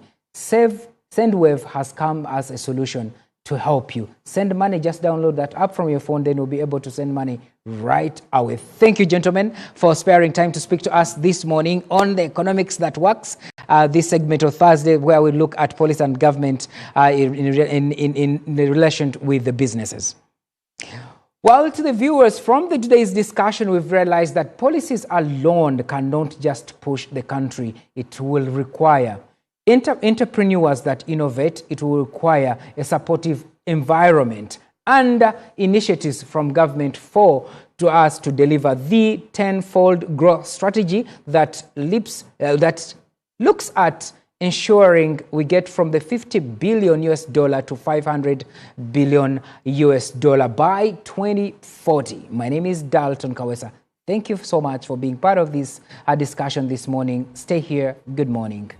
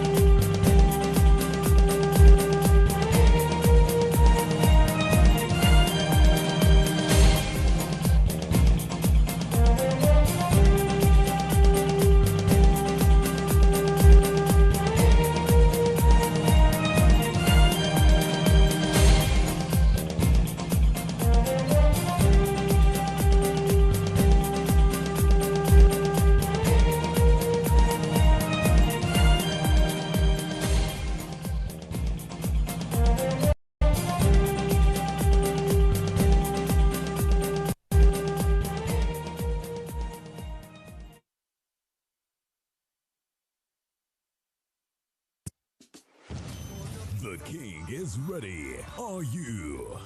This 14th of August 2026, King's Love Entertainment presents King Saha Tondeke Kololo Festival at Kololo Airstrip. An epic night of live music, energy, and unforgettable moments. Grab your tickets now. Ordinary 20K, VIP 50K, tables 3 million and 5 million. Don't miss Uganda's biggest musical experience. Tondeke Kololo Festival, 14th of August 2026. Powered by NBS Sanyuka TV, Afro Mobile, Capital FM, Beat FM, and Yuga Tunes.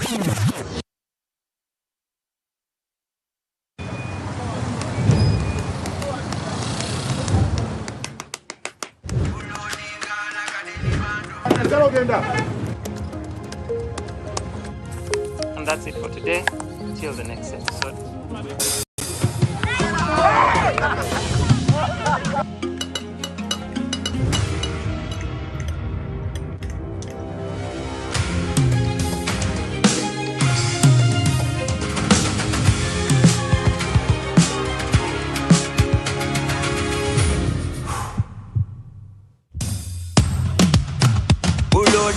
Like a daily bando, like a daily bando, like a daily bando. Omuliro nguwulira muli mu mutima kukankana like drums. Kalakata, kalakata, endungu ya kusabula. We gonna do free on fire, free on fire, free on fire.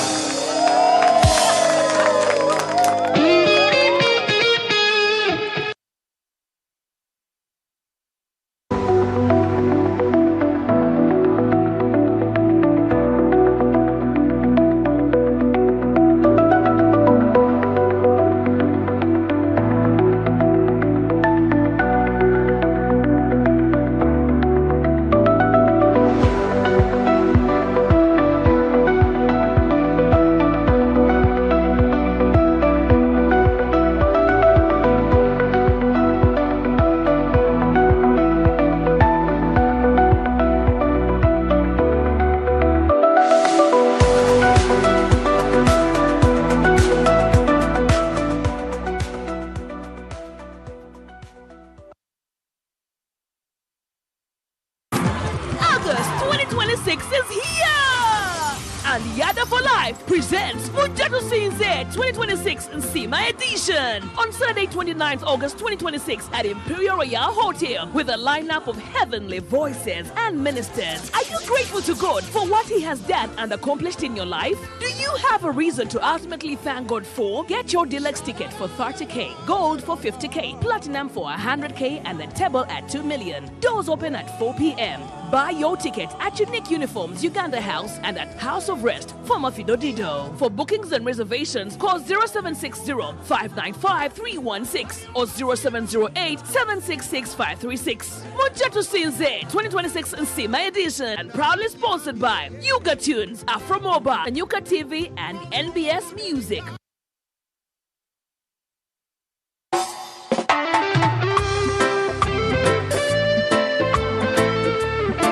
Shower music. This one's for the friends out there. Hi Fireflies, this is a shower music straight out of Cavalle. I am inviting you for my concert, which is going to be on 10th July. It's a Friday and you have no excuse. We'll be a National Theatre, chilling and jamming to Mental Break EP and Fireflies album. Come and let's have a blast. Entrance is only 50,000 and 150K for those who will also want merchandise. I love you. See you soon. Mwah. In the heart of comfort and class, where every arrival feels like a welcome home.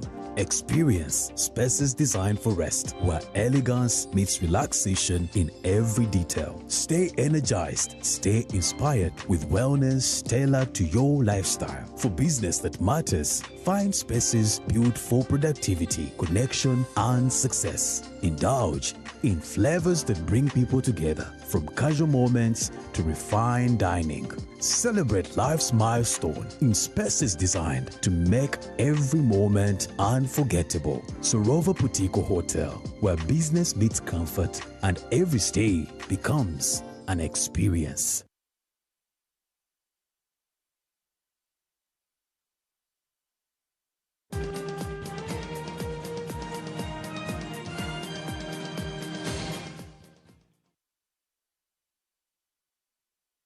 And at exactly 10 minutes past the top of the hour of 9, a very good morning and thank you so much for joining us for this particular edition of the breakfast meeting.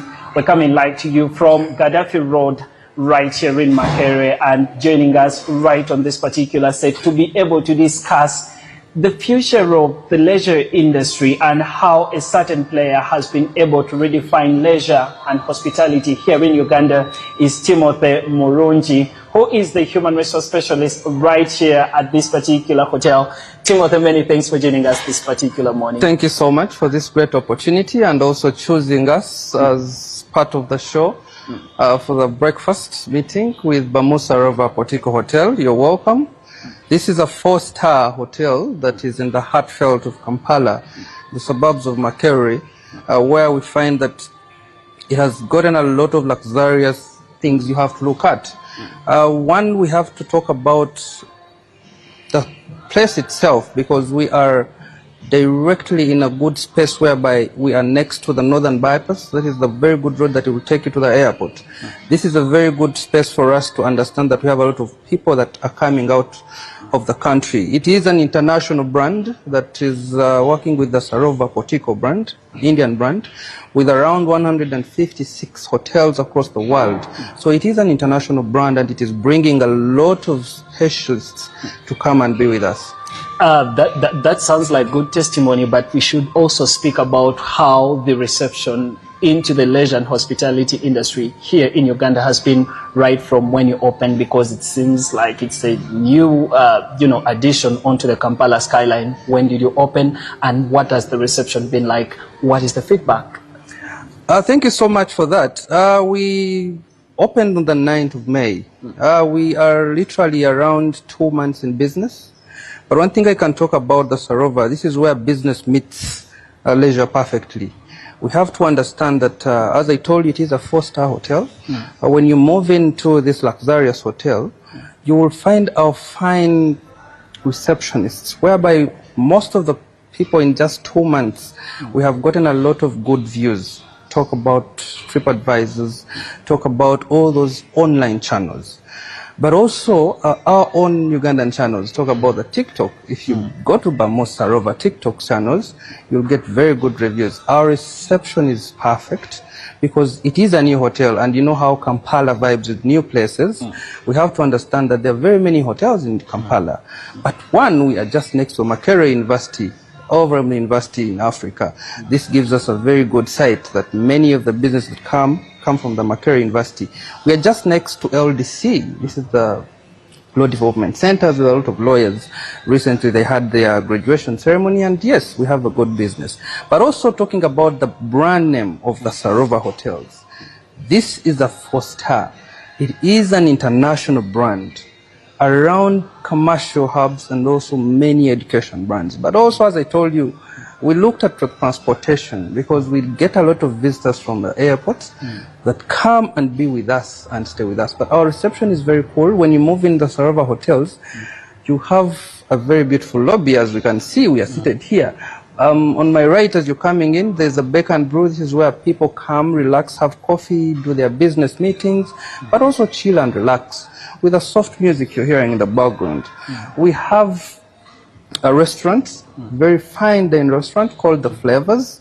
This is where we find the food. We have a buffet that is always set for breakfast for the in-house guests and also the outside guests.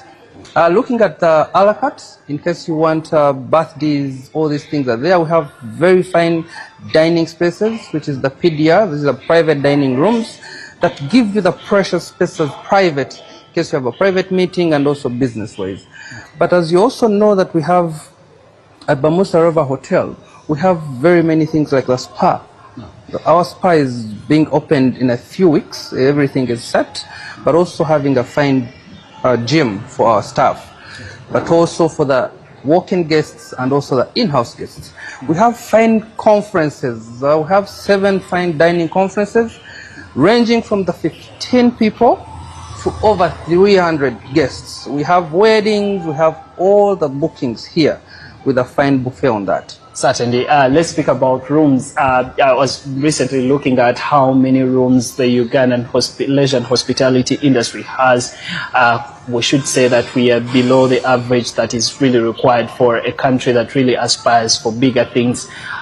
What addition has Sarova Patiko Hotel come with as an addition to the number of hospitable rooms or number of rooms that we have for our tourists, and how are we ensuring that you craft that experience for someone that is going to check into one of those hotels or one of those rooms? Thank you so much for that question. As Sarova Patiko Bamus Hotel, we are looking at 90 fine furnished rooms. These are different rooms that we look at: the deluxe, the standard, the twin, the superior rooms that are giving a very good stay for our guests. You talked about something. As I said, we also have a standby car that does our drop-up and also pick-up from the airport. So our clients, actually, recently, one of the reviews at TripAdvisor and also TikTok, one person was saying that Bamusa Rover has the biggest rooms. If you check our standard room here and you check with other hotels, you find that Bamusa Rover Potiko Hotel has very, very many big, precious rooms. One, we're going to look at our superior rooms. This has a lot of things in-house where you're going to have your sitting room set. You're also going to look at, we have a fine kitchen, mini kitchen in the room. We also have a mini bar for the people who do the drinking and all that. But also we have a fine balcony, and this balcony is facing one of the oldest mosques in Uganda. We are looking at Old Kampala Mosque, but also looking at the suburbs of Kampala. We also have very many other standard rooms. These are standard rooms, maybe the cheapest rooms. We look at ranging from the $80 to around $180. But also right now we are running a campaign. The Ebola season has come in and business is quite low, but we're also looking at minimizing this cost. But also all the walk-in guests come in and we see how best we can help these guests, not minimizing the costs. Certainly. The event space, I've been able to take a look at it, walk around it. It looks like a bigger space. What more does it come with for someone that is preparing to organize a conference, for someone that is preparing to organize a workshop, for someone that wants to organize a wedding? What more does it come with to improve the experience of a customer that comes in? Thank you so much for that. One, precious parking. Look at the parking that recently I told you we had LDC graduating. We had over 120 cars parked. We have both the basement parking, we have the outside parking just in front of the hotel, but also at the back of the hotel we have a very huge back parking space. That is one of the benefits these people will get. You see, most people come and be like, well, am I going to park my car? How? But also we're looking at security. All the CCTV cameras that are around, we are working with SGA that helps in the parking. The other benefit that comes in is we give you a space. We have very many conference rooms. If a client moves in and they would like to have a 15-20 party of a birthday or a conference of, recently we had a centenary conference that had over 280 people in our Solitaire. That's the biggest. We have a lot of other different conference rooms, but also they come with a free Wi-Fi that people are always having their internet on. One, we also have a buffet that comes on that. It depends on a client. Some clients would come and be like, we're having a small conference of maybe teas and coffee and small bread, but we always advise and also talk to these clients per head. It also depends on the audience you give you, and also maybe the recommendations that come from different people. It is a new hotel, we are looking for business, and indeed one of the cheapest rates you'll ever get around Kampala with the best services, because our conference halls are basically on standard. Everything you see in Bamusa Rover Portico Hotel is a brand standard of Portico. The moment you step in Bamusa Rover in Kenya, in Zambia, you'll get the same feeling as the one in Uganda. So our halls are really luxurious with a very nice setup. Our banqueting hall manager helps you set everything. You can bring in your own decorator. We are okay with that as long as everything is set. Certainly. And speaking about the leisure activities and that you offer and the packages that they come with, we have the swimming pool. What does the gym come with? What are some of these amenities that you could use to help a Ugandan that is coming from downtown Kampala, going back to Nansana to relax after a very long working day? Yeah, you see, when we just opened, I want to put this on record, we did not have a swimming pool. But fortunately, my managers, through my general manager, Mr. Bernard Fernandez, and also my MD, who have come up, and as we talk right now, the swimming pool is under construction. So we would want a guest to enter this place, have the best moment. From sleep, to a fine dining, that's our flavors, to a spa. This is a spa that has the massage room, it has all the amenities that you need as a guest, but you also have a gym. Our gym is well equipped with senior gym attendants that will help you and guide. But also, looking at the famous, we recently are holding the World Cup teams. Our rooms have these huge televisions that showcase the World Cup, and also our guests are also given when you book a room at Sarova, it comes with breakfast in the morning. Our breakfast buffet is always set in the fine restaurant, that is the Flavors, that gives you a best welcome. Certainly. And for where exactly, because now we want to paint a picture for someone that is watching from across the country, where exactly are we located and why do we think this is the best location for anyone that is wanting to do business or someone that wants to come and lounge around with you? Where is this location and why do we think it is the best location for a hotel of this stage? Thank you so much for that. As I told you that location is everything, and trust me, as Bamusa River Portico, we hit a jackpot. As I told you, we're just next to the Makerere University, the fountain owner of Africa. We're just next to all these places that are around. But one thing I want to understand is we are located at Gaddafi Road, just behind Ham Towers. When you're driving from Wandegea, you come, on your left is Makerere University Main Gate, on your right is Makerere University, on your left is Ham Towers, so we're just behind the Ham Towers shopping mall. It's a bit tricky, yes, it's covering us, but when you're deep in Wandegea, you can see the building on top with Bamusa River Portico signage.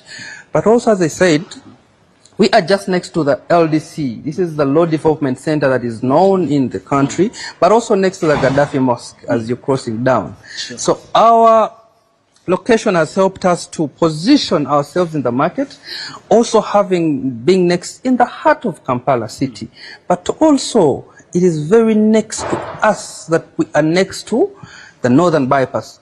In just 5 minutes, you're the Northern Bypass. So it is very easy for all our guests who are running to the airport and maybe it's time and all that.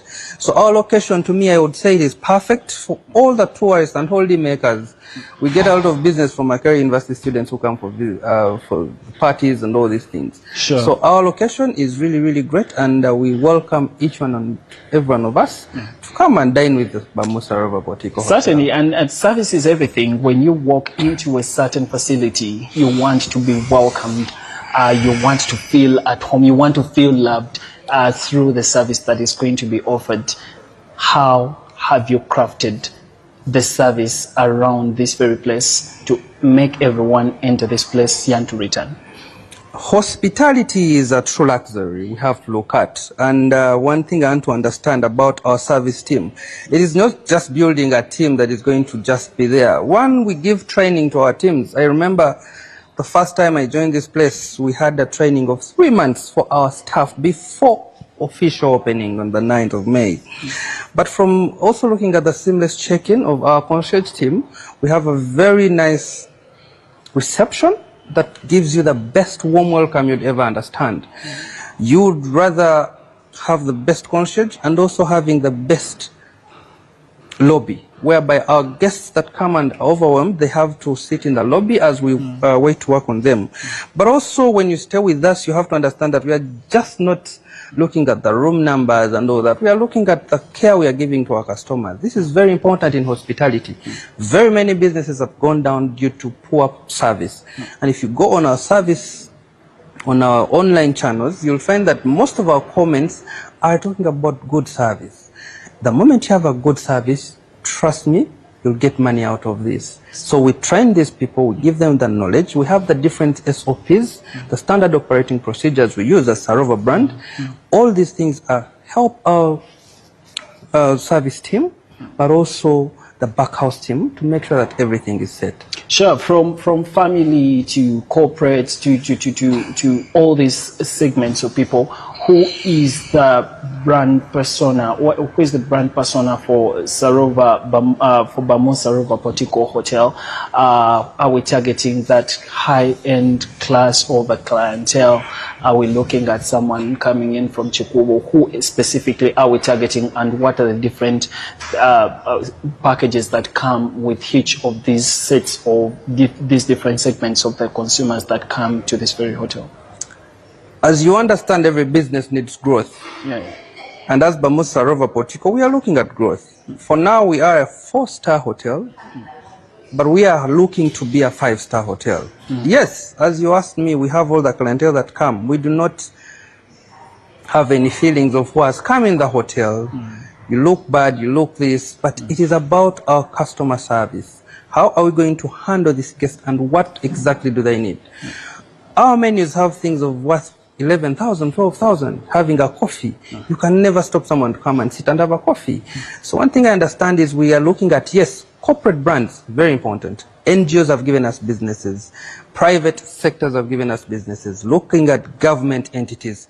All these different entities have given us the best businesses we need. But also you asked something about what we provide. We understand that as a hotel, we have very many amenities we understand and give as a hotel. One, our menus are specialized and are very, very friendly when it comes to the money. You know, Ugandans and all that. Yeah. We are just right next to Makerere University. These are students. So students will move in and they're like, we need this and this. So we have to understand how are we costing our meals, how are we doing all these things. How do you come up to understand that, okay, I'm serving a plate of food at 45,000. Who is going to come and eat this food? In Makerere, most people think that Makerere Chivule is Bayaya and all that. But no, we understand the clientele that we are carrying on. But also we have very many discounts we give as a hotel. Currently, as I told you, the Ebola has been affecting us a lot. We are having a lot of discounts at the hotel. Our social media platforms have been updated with the new rates. Please move into Bamusarava Portico Hotel. You're going to get the best luxurious stay. Certainly, and because I want someone to almost like have a 360 look around the hotel, to not only look at it from the lenses of the products that are offered, at least when it comes to the bakery area or to the restaurant side or to the rooms. I want someone to just have a complete look about almost everything, looking at some of the things that you've been able to provide, and now to be able to know the different packages that come and for how long someone can be able to stay in these very rooms, and then what comes along with them. Thank you so much. The moment you enter Bamusarava Portico Hotel, you are welcomed. One, you have to go through our checkup system. You understand that hotels are very much targeted by very many bad people, but we have a very good checkout point with the SGA team group, but also our in-house security that will check your vehicles and everything. When you enter into our basement parking, it will bring you to a lift that brings you to the first ground floor. We look at this because we need to understand which client has come in. These lifts have to first put you to our reception to understand what you've come to do and what. But as you reach, enter the gates of Sarova, as I told you, have bake and brew. Most people in the morning, even now, there's some people having their coffees, but also doing their studies. As I told you, we have very many universities around us. People move in and have this. But also the simple discounts you talked about, I'll talk about the rooms. Our rooms, our checkout time is midday, whereby everyone has to, but also there's also late checkout. Well, you know, when a client has their own space and they request, we always give in that time for them to be there. But also this comes with a bed and breakfast, but also we negotiate sometimes because we have a lot of discounts for now. As a new hotel, it is very important because we need the clientele. Sure. We are competing with hotels like Africana, hotels like Steel, hotels like Skies. So we need to have these discounts, but also giving the discounts, but also have the best customer service. It is very, very important for us to have our best customer service because this brings back the client, and also this client will also tell the other fellas to come around. Looking at the rooms, we have a few discounts that have come out. Most of you can go to our online channels. These discounts have been put there and they are real. Sometimes people think these discounts are not real. Our menus are discount. It depends on a set of people that have come in. I have 100 people, I have a conference. Come to our team, our sales manager, Sauya, is very ready to talk to us and also give us these simple discounts as a hotel. Our main aim is to make sure that in the first 1 year, our Bamusarava Portico is sounding in the world and across Africa. When you come back to our facilities in the halls, as I told you, we always have moving guests. But also our sales team works with different corporate organizations that have started giving us the businesses of conferences. Conferences make a hotel. So if you have very many conferences in a hotel, you're making the money. But as I said, your service team must be on point. Is the food nice? Is the customer care okay? How is the experience? But also when you're leaving our place, we have feedback forms. We always advise our customers to make sure they rate something in case so that we can change, because most people take feedback badly, but feedback has to be positive. You need to work more harder and harder to make sure that everything comes to play. Certainly. You know, for many people, when they hear of a hotel, the very first thing that comes to their minds, apart from the room, is the food. Now they use a very big word for it, culinary arts. I do not know what that word means, but take us through what is offered at the restaurant. What are the acceptable minimums, and what form of dishes are offered in there, plus the value that they come with in terms of the costing, because we are dealing with a highly price sensitive market. Okay. With that also, our menus are also online. We are looking at flavors. That is our main restaurant. Okay. In the next 1 year, we are looking at flavors having, you've heard of Asian fusion, we've heard of different Cafe Javas places. We would want to have this in Bamos, where you find the flavors restaurant is full. Let me take you through about our menus. Our menus are defined. As I told you, we are just next to students of Makerere University. Our menus are very, very cost effective. We understand that we have higher prices, yes, for the luxurious people, but also our fellow people. But also, I forgot to tell you something. We have a kids' play room that when you come with your family and you have your kids have a specialty to play in a hotel like this, not outside the hotel, just outside our Flavors restaurant, you find the kids' playroom. And this has helped very many clients that come with their kids and their kids are having food. But also we have a menu for kids.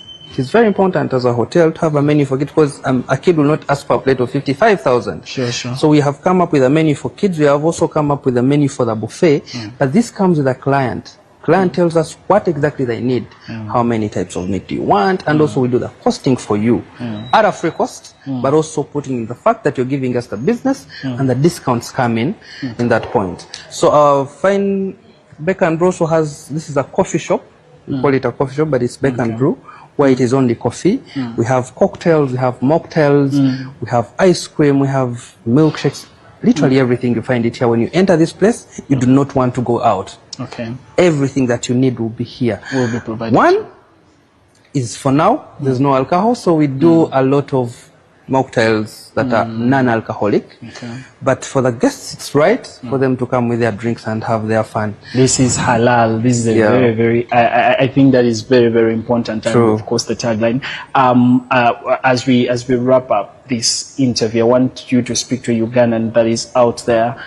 Tell them why they should be able to come and support you. I understand 2 months or 3 months down the road, fairly new facility, of course, world class from my own view, and then be able to tell them to come and check this place out. Thank you so much to the Ugandans outside there. We really need to understand that this is a very, very luxurious hospitality place, the Bamus Sarova Portico Hotel. It is a 4-star hotel in Kampala, Makerere, Gaddafi Road. Please come and dine with us. We have the best service care. Our concierge is very okay. Our reception is one of the best I've seen. Our lobby, oh my God. Look at the Bake and Brew, go to the Flavors, dining, the kids' room, our precious halls that carry up to 300 people. Wi-Fi provided, but also our precious rooms. These rooms have no noise. Okay. You be in your room and you're having literally everything. There are also room service is very important when our guests come. It is not a must they have to come this side down to eat. We have people specifically for the room service, and it comes on time. One of the reviews I've had is that our food is always on time, but also our service has been noted as one of the best around. But which promise do you give? How many minutes? 2 minutes? No, 5 minutes? I'll give it 10 to 15 minutes for you to have your meal with us. But, you know, there are some difficult meals that come in, and, you know, a few, maybe you have a lot of shortage, a lot of clients and all that. But we make sure that we have a very fine, we have 2 live kitchens. We have a live kitchen and 1 back kitchen, and another kitchen at the halls up. Our last floor has all halls. 6 of them, and just here we have 1 hall. But also I forgot to understand, we also have a gift shop that is coming to be opened up. All the African texture and everything will be at Bamusa River Portico Hotel. Certainly. Thanks a lot, Moronji. Thank you so much for hosting me. But one thing I would request to tell the guests, please come and have the best service, the best feel at Bamusa River Portico Hotel. Certainly, Moronji Timothy, many thanks for getting time to speak You're to welcome. us. Well, right there you have it. At least you have one of the additions onto the Kampala skyline, and it is a place that is redefining itself to redefine leisure and hospitality here in the country. And you do not want to continue living minus coming to this place to just check out the facilities. From my own experience and from my own observation, it is a hotel that is destined for better. And in case you want to know where it is located, it is at Gaddafi Road, just behind the Ham Shopping Mall, right here in Makerere, near the Law Development Center, and of course, near the Harvard of Africa, that is Makerere University. From me and the entire team, I want to say thank you for watching and good morning.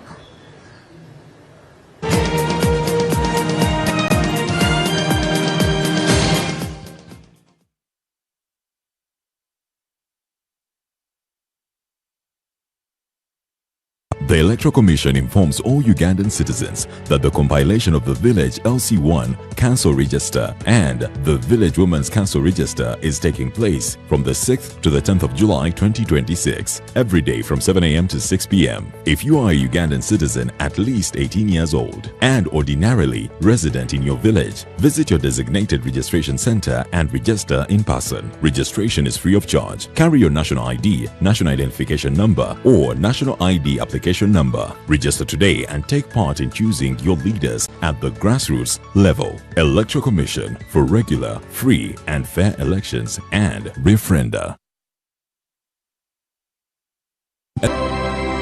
NBS.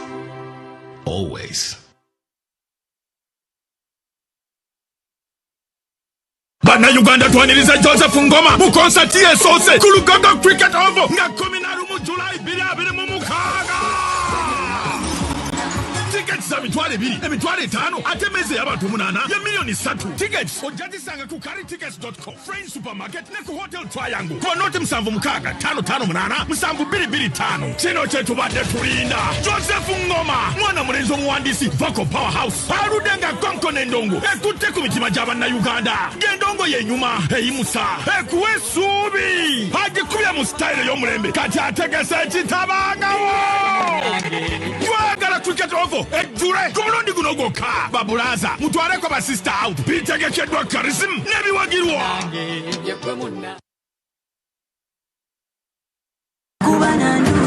NBS TV, Senyuka TV ne Afro Mobile bakutusako Chinza Productions banda eyumulangira ndausi buli lwakusatu ku Costa Rica Breeze ku Makerere Kavule kubine tusha petrol station no mulangira ndausi ne Dr. Bossa buli lwamukaga babine ku Vibes Hub ekiwenda mu Masuka Prime petrol station gweyina omukolo mbaga bala oyagala okusanyusibwamu Chinza Productions banda ey'omulangira ndausi kikyukudibwamu kyo kuba 0709 mukage mukaga 0 kola booking Chinza Productions bande omulangenda se kutusibwako Silver Bubble Studios Hideout Guest House aita babiri ku Kasenyi Road NBS TV Senyuka TV ne Afro Mobile.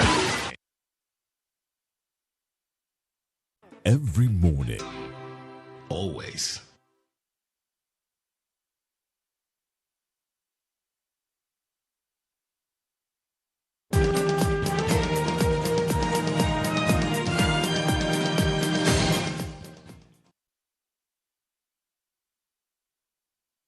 Good morning and welcome to NBS Breakfast Meeting. My name is Tracy Ikopit and it is my pleasure to be hosting you this fine Thursday morning. Now today, we are celebrating 30 years of C-Care. We're celebrating their legacy and them shaping the future of healthcare in Uganda. Joining me here is a very incredible team from C-Care and I'll allow them to each introduce themselves. We can start with you, Doctor.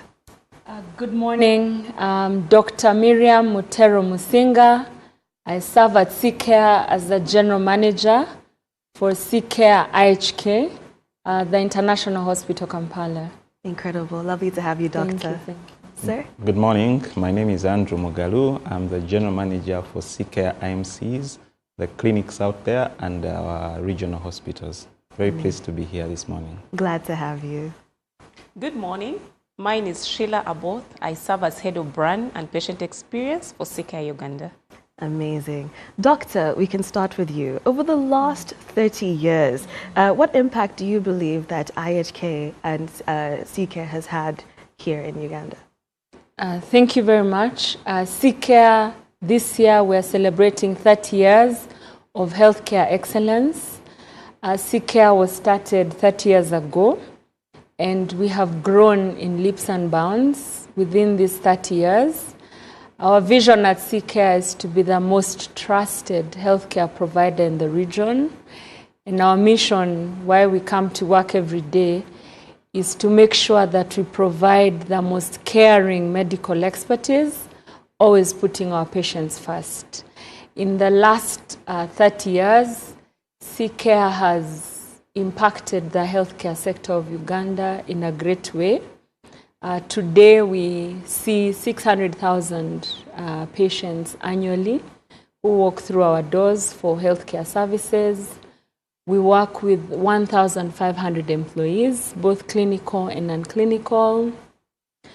We have the flagship hospital, CCare IHK, which has 118 beds and is a super specialized hospital.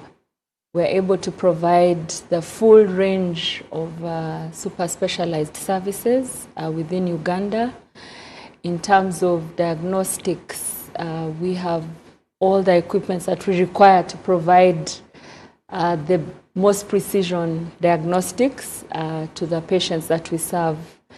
We are also very privileged to be part of CCare. CCare brought together the two big groups, International Hospital Kampala and International Medical Centers, into one big group called CCare Uganda.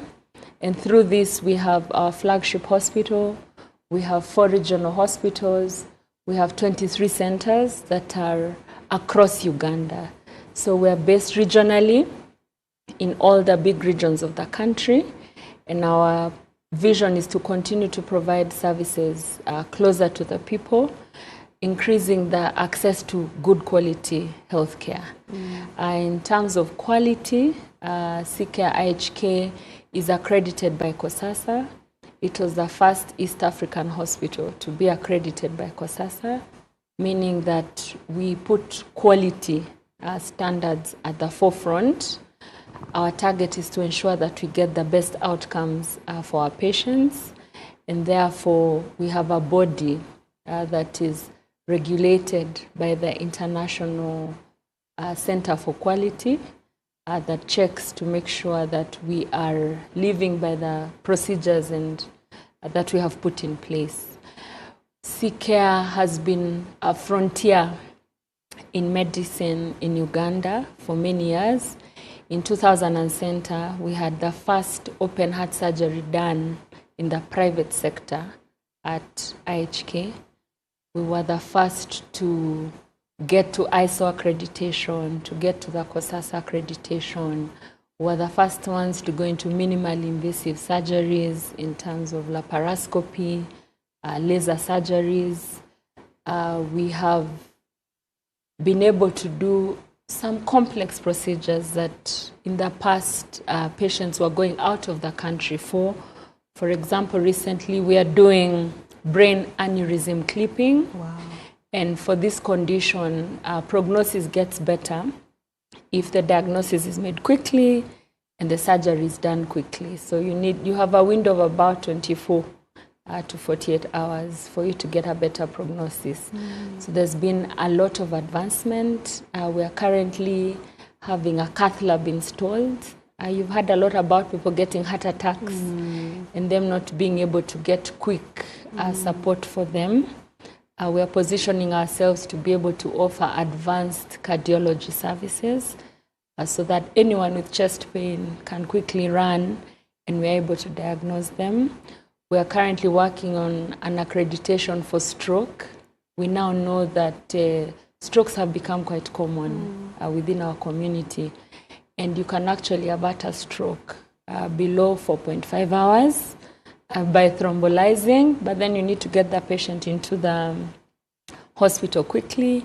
You need to be able to make the diagnosis quickly so that you can get very good outcomes. Being part of CCare has also been great because we are professionally governed body. We're very passionate about corporate governance and ethical business and sustainable business.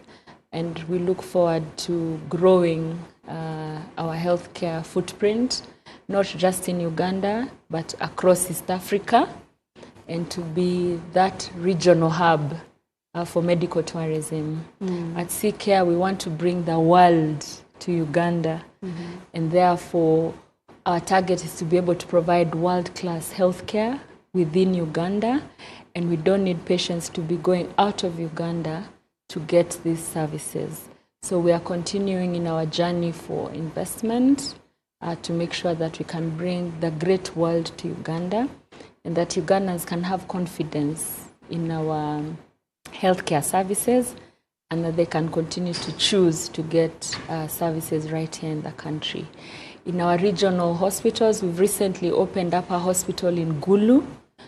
We have a hospital in Barara. We have a hospital in Mbale and Mukono. And the target for that is to be able to go closer to the people and to make sure that people don't have to travel very many kilometers to come to Uganda, to Kampala, but they're able to get these services closer to where they are. And in these hospitals, we've invested in diagnostics to make sure that we are able to get to the right diagnosis quickly. So we have theaters, we have intensive care units to increase the support for critical care services. Sometimes we know that the window to save life can be very short, and the journey from Gulu to Kampala can be quite long. So when the services are nearer to the people, then we're improving and raising the bar in terms of how quickly people can access healthcare services. Thank you very much. Incredible. It's so wonderful to hear about all the different things that you're doing to revolutionize the healthcare industry in Uganda. And instead of people having to go outside, they can just be here and get world-class healthcare. Beautiful. Andrew, I want to come to you next.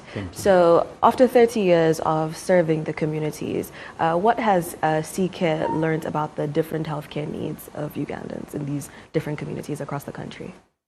Yeah, thank you. So we've done it for 30 years, as Dr. Miriam has expressed, and we now have gone to just 500,000 people we will see annually, 600,000 to be exact. But you see that the need is still big out there. Predominantly, apart from our CCare IHK hospital, our other facilities outside would be clinics, so it means they would only do primary health care. But we saw over time that it was not enough. If you saw a patient and they needed to be admitted for just severe malaria, you'll have to refer them either to a public hospital or to maybe another hospital that would have lower standards. And that's why we have now gone ahead to extend our upcountry facilities into hospitals. Because while it is very good for us to safeguard primary health care, but in case of an escalation, then we need, the gap is still there. As you know, our public hospitals are quite populated with big crowds of people. So while we've covered the 30-year journey, the work is still out there. There's still more areas for us to cover in Uganda. There are quite a few towns we haven't gone into, but also from an affordability perspective, that while we would like to provide quality service, we also know that it must be in a way that people can afford. So people look at us as private, but in the real sense, our services are quite subsidized for us to make sure that the community can afford us. We've also extended into diagnostics, because for you to be able to accurately diagnose these conditions, you need advanced equipment, you need CT scans. Now, all our hospitals upcountry have CT scans, and these CT scans are not only covering our own patients, but the community can refer to them. The doctors' community within those areas can refer to our diagnostic elements. So it's still an area that needs to be covered in terms of us being in position to quickly diagnose conditions and then be able to either treat them within our facilities or refer them to Kampala. Yes, yeah. Incredible, incredible. Sheila, I want to come to you now. After 30 years, what do you think CCare has done to be able to earn the trust of generations of patients in Uganda? Thank you for that, Tracy. So trust, as it is earned by the few things that we do, small things that are cumulative that we do every single day. And for CCare, it's been one patient at a time. I was having a conversation with Dr. Ian recently, and he remembers the first patient that he saw and was a practicing doctor then. So after that, we go to 10 patients. I remember a time when we celebrated 24,000 patients. Now we are talking about 60,000 patients in a year. It means we've been building every day, and we ask ourselves, why do patients still come to us? Why do they choose us? Of course, the foundation being the clinical outcomes. No one wants to come to a hospital and go back when they're not feeling well, or when they have to be referred to another hospital, or when they have to be flown out. So the fact that they come and they get well, what we call clinical outcomes, is the number one factor that we think is building the trust. Then we go to the subtle, small things. How is trust built in our daily relationships? Communication, how do we communicate with our patients? How do we serve them when they come to the facilities? So we have what guides our patient promise, and we call that the patient pillars. Right medical treatment, which I've already talked about. Safety, we have a whole team that takes care of safety. When you come to a facility, IHK, Gulu, Mbale, how do we treat safety? Are you safe in our facility? Are you confident that you're not going to get a hospital-acquired infection when you're out? Do we dump dust when you're in our wards? All those are the things that we are talking about. And the most important one that is very close to my heart is care, just as CCare. That is the third one. And we want to see that when you come to our facility, you feel it. At least for us Africans, we know that we love to be cared for, we love to be communicated to, we love to be given flowers, all those things. So at CCare, we may not give you flowers, physical flowers, but we demonstrate that care in different ways. And a person that you communicate to, you update, you find out if you're waiting for long. We want to find out what is your quality of waiting. Those are the things that cumulatively build the trust. So apart from that, we also see that our facilities, the way that they're spread out, 23 facilities in the country, we want to give you convenience. You also trust someone that you can see if they communicate to every day. So that is also part of the things that are helping us continue earning the trust. We're not grabbing it. I usually tell the people that I work with that we want to aim for the heart. In whatever we are doing, we want to be in position to aim for the heart of a patient. So that when you come, it may not be you coming back tomorrow. It could be your neighbor, it could be your family member. We want you to know that you can choose CCare and you can trust that we can deliver that has brought you to the hospital. Incredible. And I must say, you guys have built such a reputable brand that has maintained the trust of Ugandans for 30 years, and hopefully the next 30 and then some to come. Amazing. Doctor, looking ahead, what would you say is the biggest healthcare challenge that Uganda must address over the next decade? So Uganda needs to address the challenge of scarcity of super specialists and the brain drain.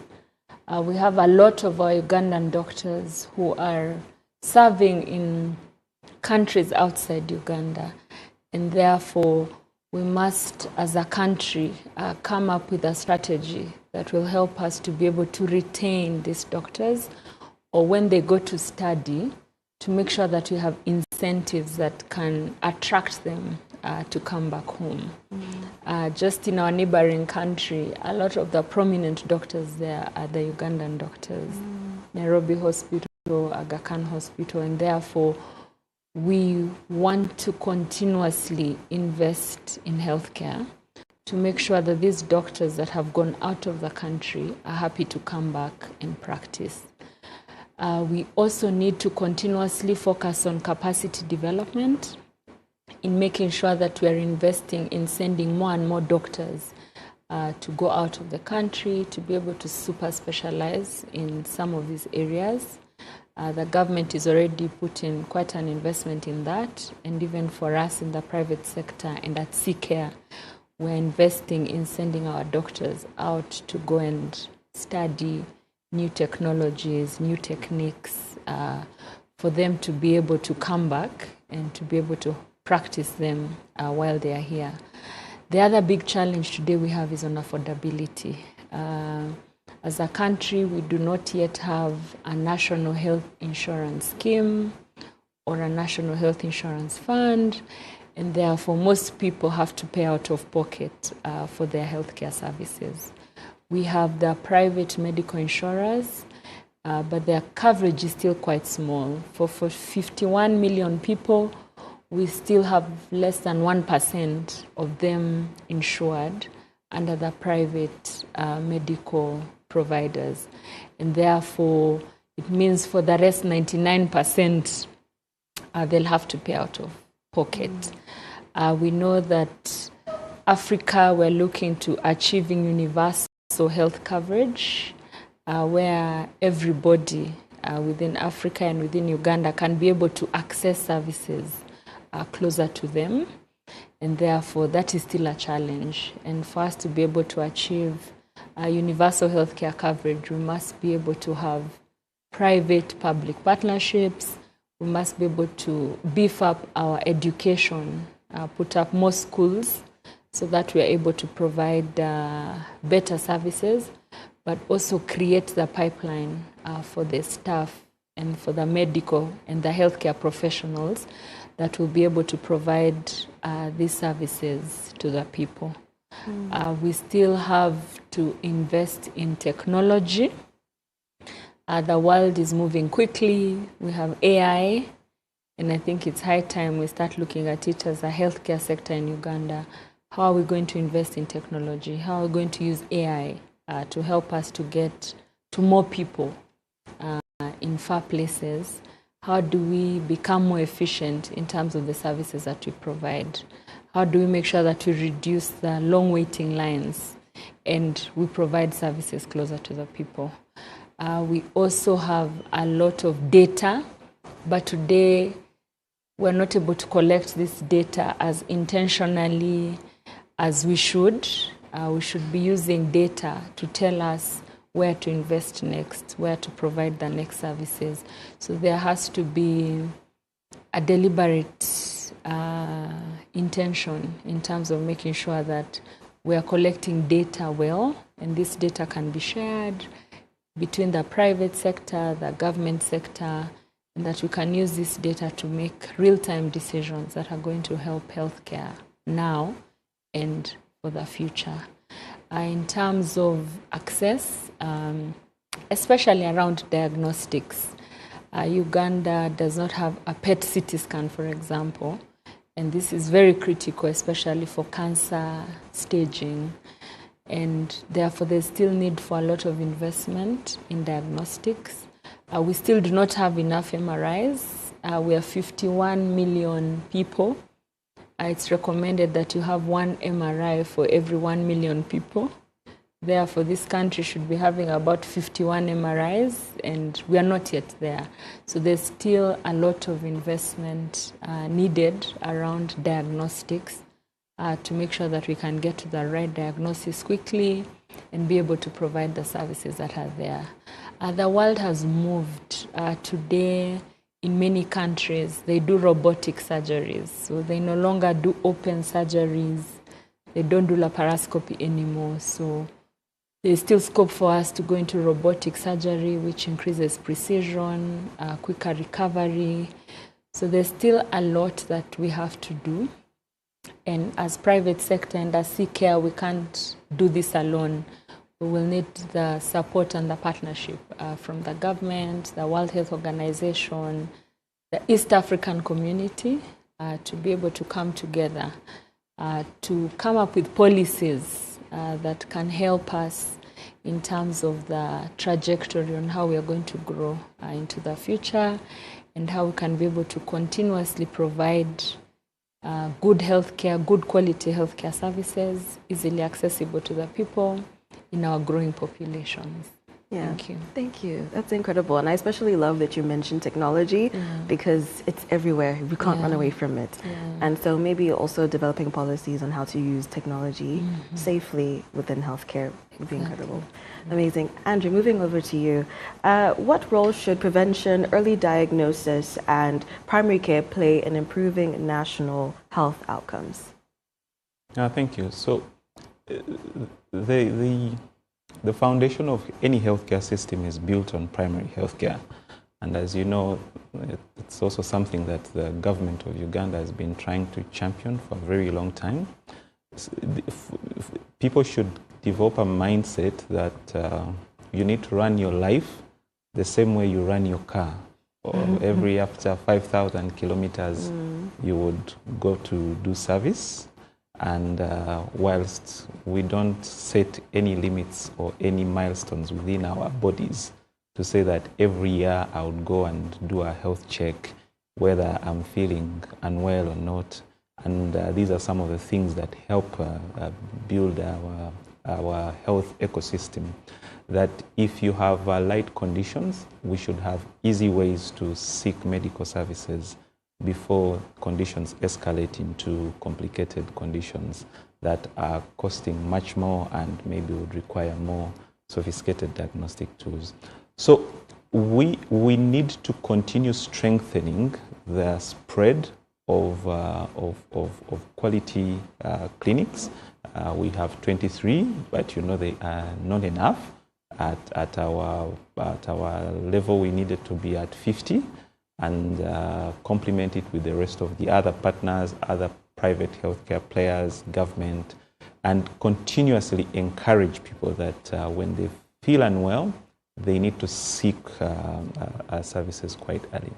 Now, primary healthcare sometimes could be disguised with the easy solutions, but it's not the alternative of you going to a pharmacy and say you're not feeling well, and therefore the pharmacist could give you any antibiotics without diagnosis, but rather us encouraging people that when they are feeling unwell, they need to go to a proper licensed quality healthcare provider to properly diagnose them and give them the right medication, as opposed to self-medication or delay or trying to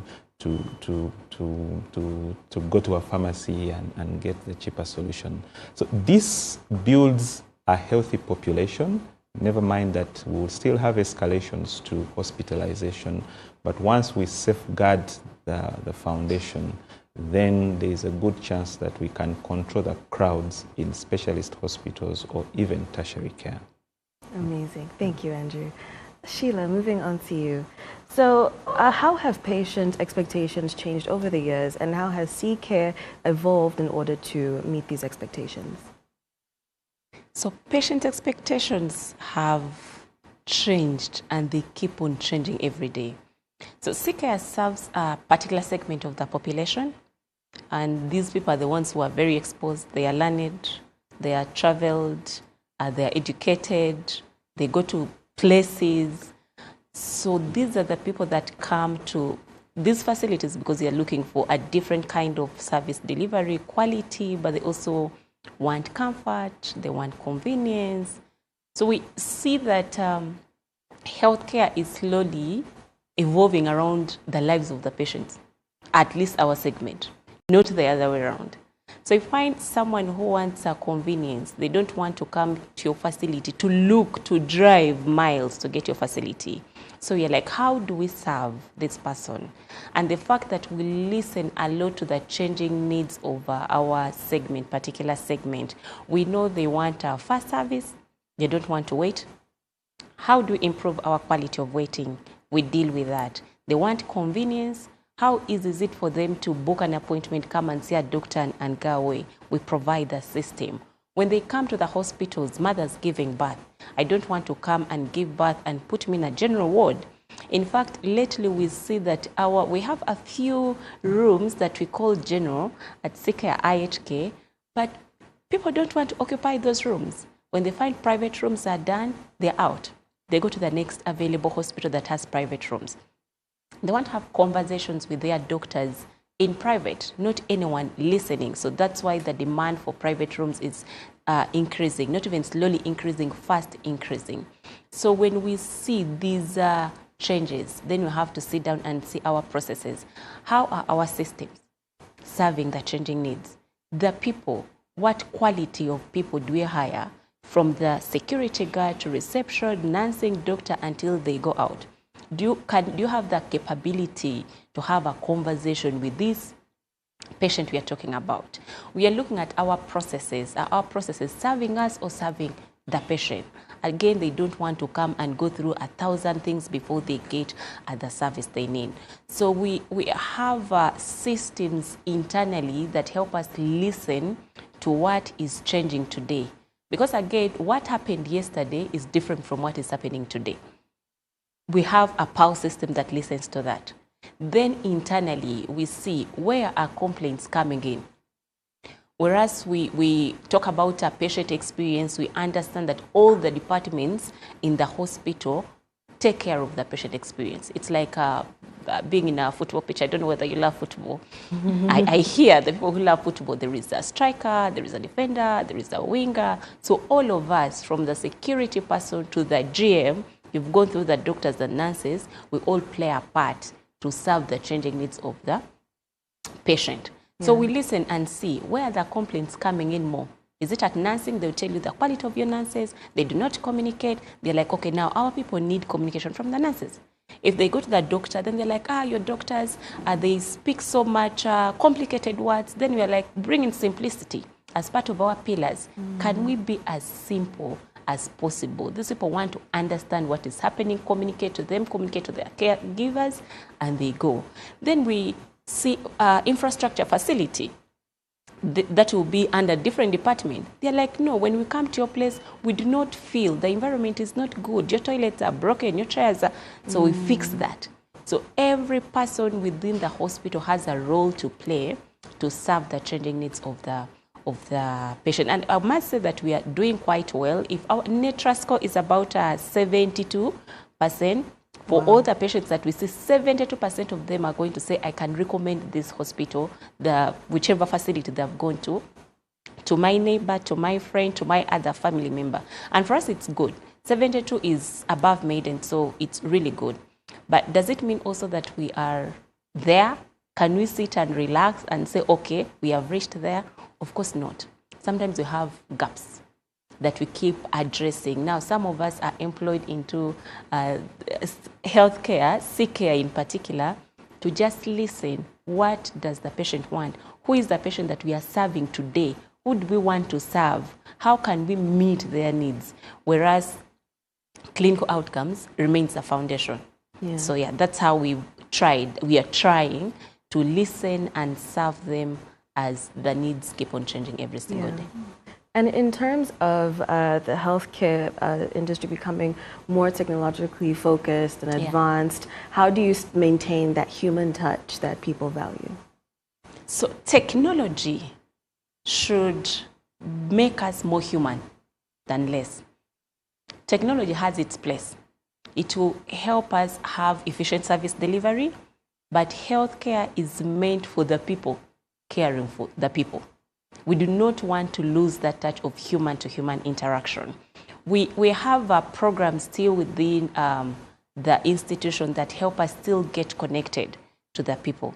You'll find directional signages. When you come through, women's center that side, children's center that side, but you'll still have people who are going to walk you that journey. Because in that walk, you're having conversations. How is your family? You know, a question as simple as how is your family changes the life of a person. So we use technology. Again, I've talked about the system, I have a CQI system, PALS, all those things that give us visibility to understand the patient, but we cannot lose the human-to-human interaction when we listen to them. And for us Africans, again, we love connection, personal, want to be personal touch.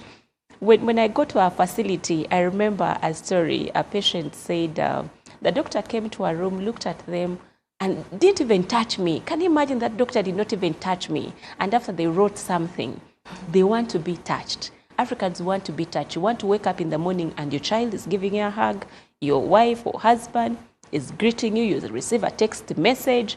It's different. So it can't be any less for healthcare. Now you are a patient and you're in a facility. You don't want to work with a robot. We cannot be very mechanical, very transactional. We want to be in position to express that love to the other person. And they are in their most vulnerable place when they come to our facility. So we cannot use technology to enhance our service delivery, study data, we mine data and know who's coming from where. But at the end of the day, what earns us the trust, the connection and the trust comes from the human-to-human interaction that we keep having with our patients. Amazing. Thank you so much. So we're about to wrap up, but Doctor, I want to ask you, 30 years from now, what do you hope that people will say about CCare's impact on healthcare in Uganda? Wow, time to think about the future. I'm thinking that will be about 2060. Yes. So we'd like that the next 30 years from now, we have transformed healthcare to world-class standards that will be comparable to the best in the world. We're seeing a future where we will have a beautiful cancer center. We know that the burden of cancer continues to grow, where we will have all the equipment that we need for cancer care. We should be able to do cyberknife. We should be able to have the LINIAC, everything that is needed to take care of cancer. We're seeing ourselves doing robotic surgery. Maybe in 30 years from now, it would have changed to AI-operated surgeries.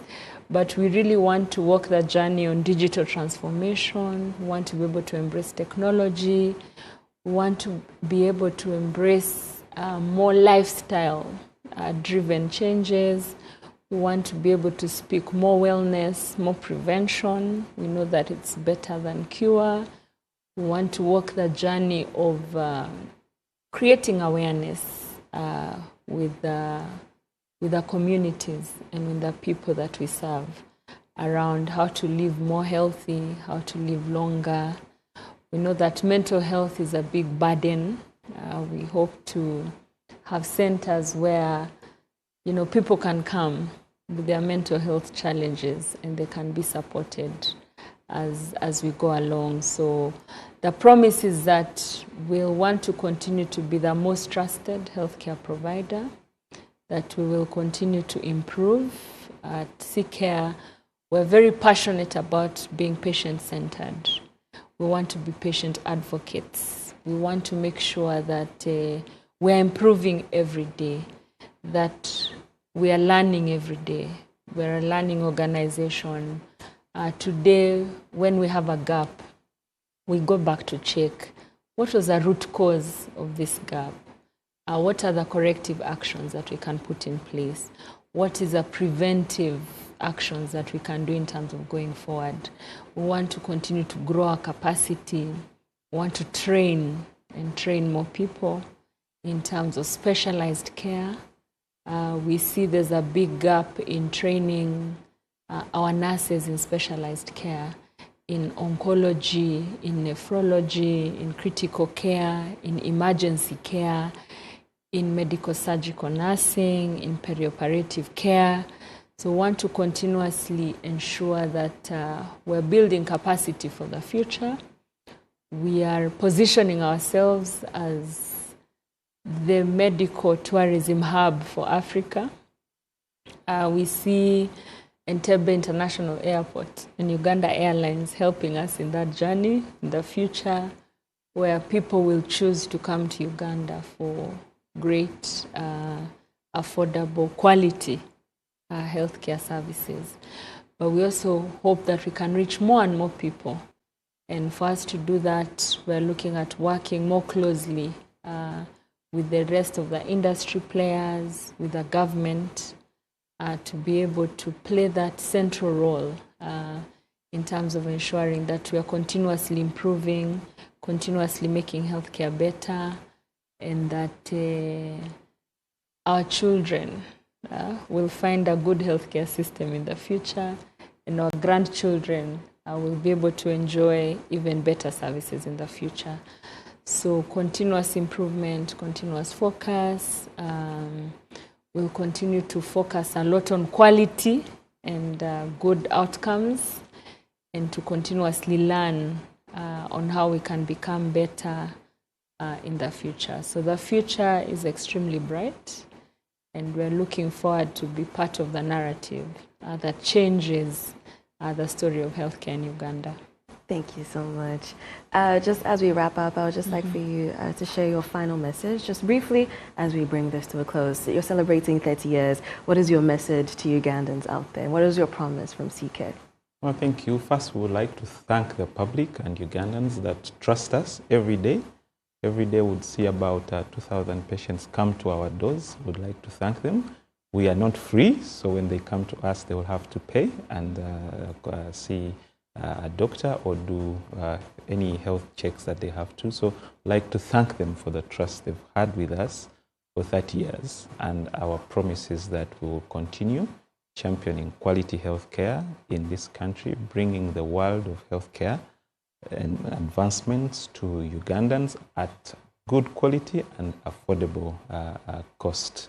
And we also pledge that we will rally the rest of the other healthcare community, whether it's government, whether it's partners, whether it's media, people like you, so that we continue to advance quality healthcare, because it's the most important aspect of our life. There is no better asset than your health. Your health should come first. So if you wanted to invest in anything, you should start with your health. Amazing. Sheila, final message? Final one. CCare has been here for 30 years. For the next 30 years, probably some of us will not be, we shall be alive, but not working with CCare. Maybe our children will be working with CCare. But one thing remains, CCare is built to be the most trusted healthcare partner in the region. So we hope that you, who is out there and you need a partner in healthcare, you fall in love with CCare so that you walk the journey for the next 30 years. And CCare remains a household brand in healthcare. The likes of Coke, the Pepsis, now in healthcare you have CCare to be that partner, and we say CCare for every household. Amazing. Thank you so much. Doctor, your final message, just briefly. Again, just to thank the communities that choose us every day. We don't take it for granted. Our promise is that we shall continue to improve our services. We shall continue to advance healthcare. We shall continue to focus on healthcare excellence. We shall continue to be empathetic, to feel what you feel, to see what you see, and to make sure that we continue to provide very good quality and affordable healthcare services for all of you within the country, and to continue to thank you for trusting us for the last 30 years, and looking forward to walking this journey with all of you for the next 30 years. Thank you. Thank you all so much. It's been incredible to hear about your journey and what your promise is for the next 30 years. Congratulations once again. Thank you. And thank you for tuning into NBS Breakfast Meeting. We'll be right back after a short break. Stay tuned.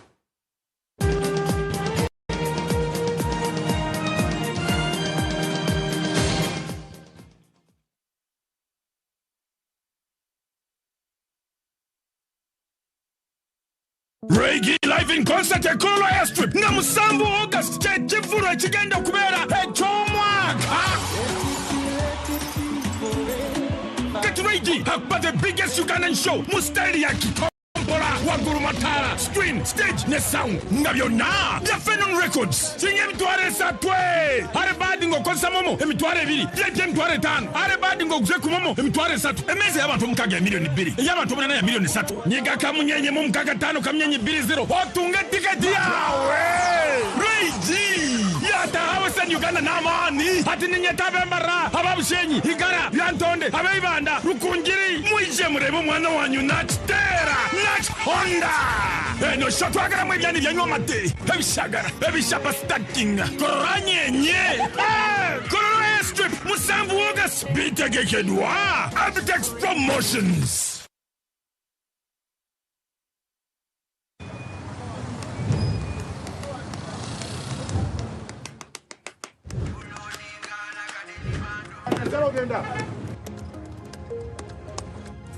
And that's it for today. Till the next episode.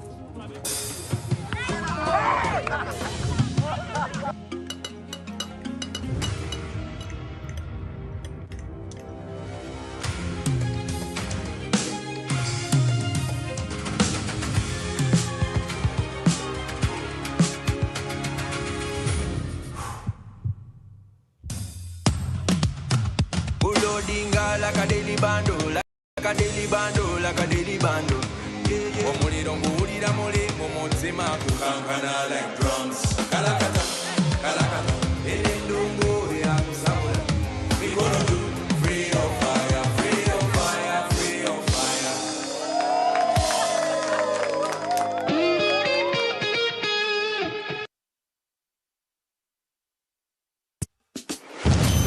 The King is ready. Are you?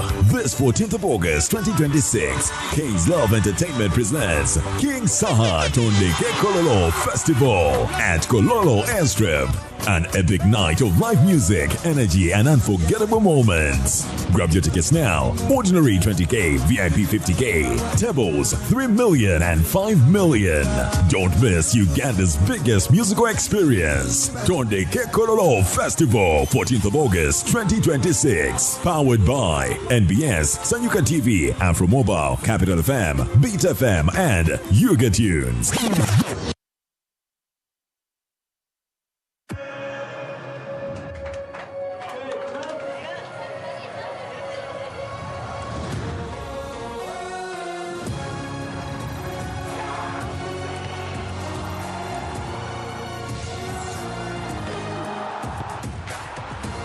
From 11 June to 19 July, everything can wait. The FIFA World Cup 2026. Catch all 104 matches on 4 dedicated channels, live on SuperSport, only on GoTV. August 2026 is here!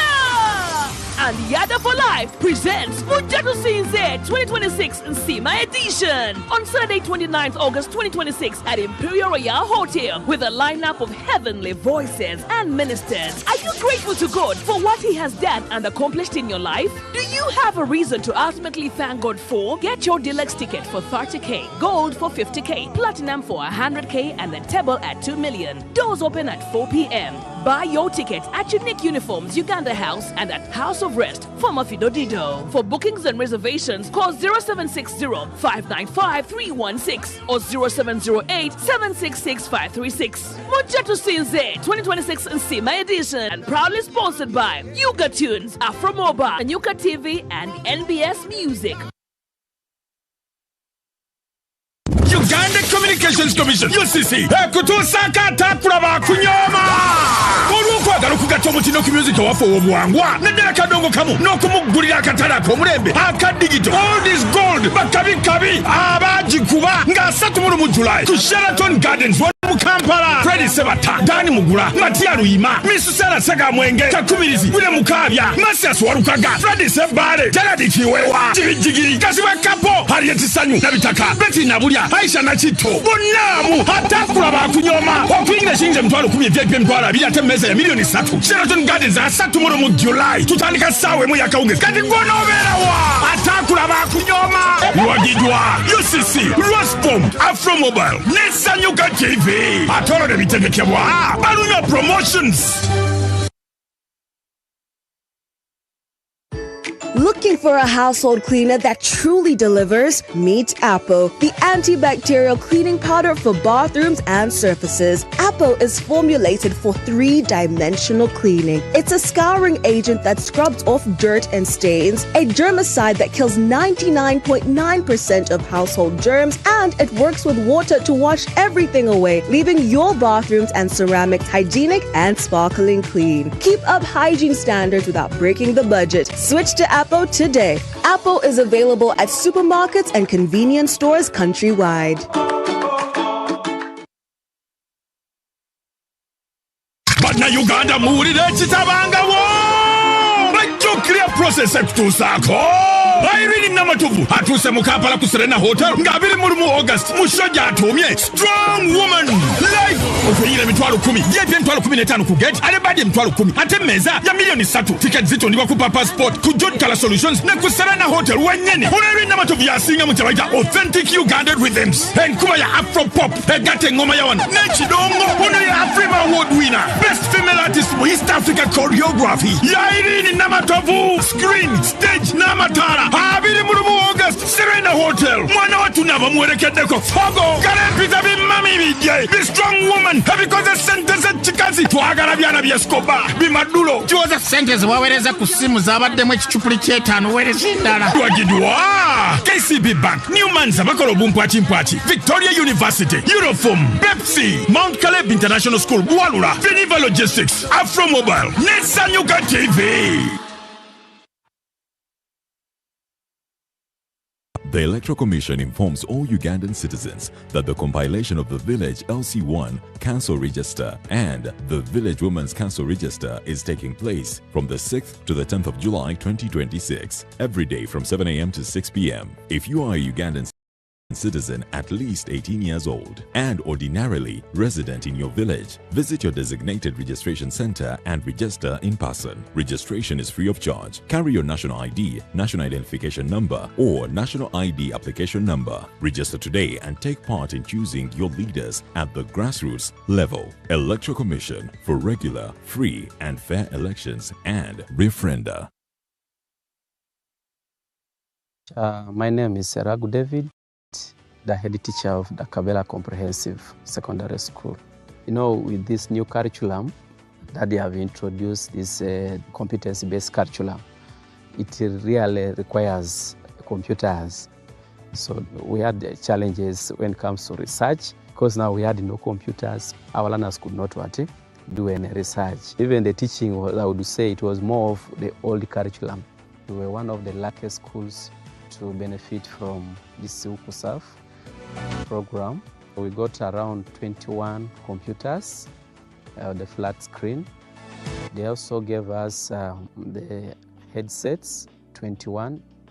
They also gave us solar, 6 panels, then also 4 big batteries to run those computers. And when they gave us these computers, it now simplified our work. Because you would give the learners activity, they go and do research. One of the recommendations I would maybe say is to add more computers, because the number of learners is actually more than the number of computers.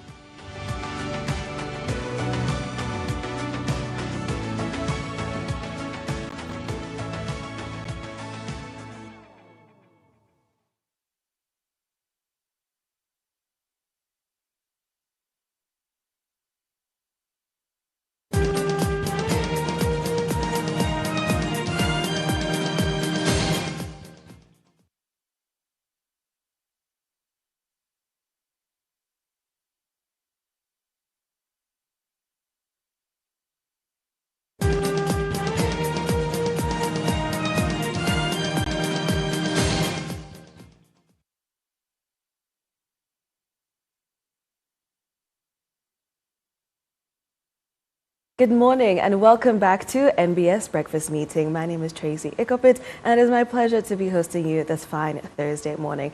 Now, right now we're about to get into a discussion about unlocking the potential of Uganda's population through technology and research to drive sustainable development. Joining me to have this conversation is a UNFPA representative as well as the executive board member on the National Planning Authority. It is such a pleasure to have you both here this morning. Thank you so much Thank you for so having much. us. Nice being at Please, NBS. let's have you guys introduce yourself. We can start with you, ma'am. My name is Christine Blokhus. I'm the Uganda representative for the UN Population Fund, UNFPA. Stephen Virahuam Kitaradieri, Executive Board Member, National Planning Authority. Amazing. So, Christine, we can start with you. Every year on the 11th of July, the world gathers to commemorate World Population Day. So, why is this important, and why should ordinary Ugandans care about it? So, World Population Day is about people. That's fundamentally what it's about. And population is constantly changing.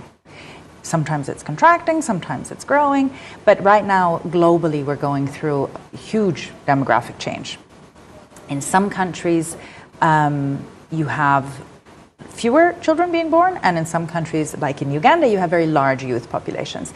It's really important for us to understand that dynamic, because of course, if you have a lot of children being born, you want to be able to plan, you want to build schools, you want to train teachers, you want to make sure that health facilities are equipped to take care of these new mothers and babies.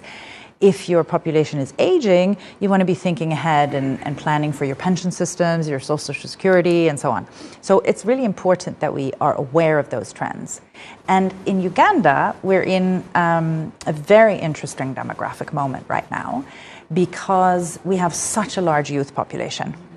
About 2/3 of this country are below the age of 30, which is quite unique.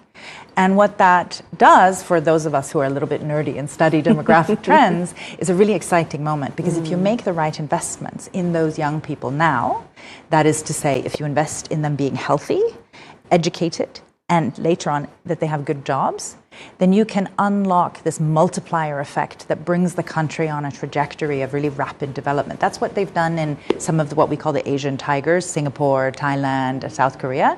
They did those, they made those kinds of investments, and they saw huge benefits from it. Absolutely, and we were chatting off air just briefly about how a lot of people talk about Uganda has such a young population, the youth of the majority, but they don't really know how to quite harness that. So I'm excited to dive into this conversation and talk about what the plans can be. Honorable, moving on to you. Yes, please. Perhaps you could take us through this year's World Population Day theme, what it means, why it was chosen, and how it aligns with Uganda's development priorities. On behalf of the National Planning Authority Board and management, I would want to wish all Ugandans and the whole world, as we commemorate yet another World Population Day on Saturday, 11th of July. Last year it was a big event in Kayunga. This time in Kisanja, no sleep. We don't want to waste resources. We are doing it virtually. Thanks for the President's directive. Remember, we are having a 10-fold growth strategy, starting with the NDP4, which we have launched, and to be able to actualize the Vision 2040, we are saying in the NDP4 that the ATMs, agro-industry, tourism, minerals, oil and gas, science, technology, and innovation, because we are now using science, technology, and innovation, including ICT, to cause this transformation. So, this year's theme, aware of the previous population census, that we are now getting close to 50 million people. And God who created this world, the land is constant, but the population is growing. And as the UNFPA country rep has just said, we are among the fastest growing population and the youngest in the world. It sounds a burden, but it's our responsibility to translate that quantity into quality. What is normally called a demographic dividend. How do you become intentional to make sure that these 75% young people who need jobs, who need good health, who need feeding, but 50% of them below 18. It sounds a problem, but you can turn a problem into an opportunity by saying, wait a minute, most of them are school going anyway. So the magic bullet you can't prescribe, therefore, is targeting them from that stage. The younger ones, thanks to NRM government, we have immunized, we have made sure that they will leave.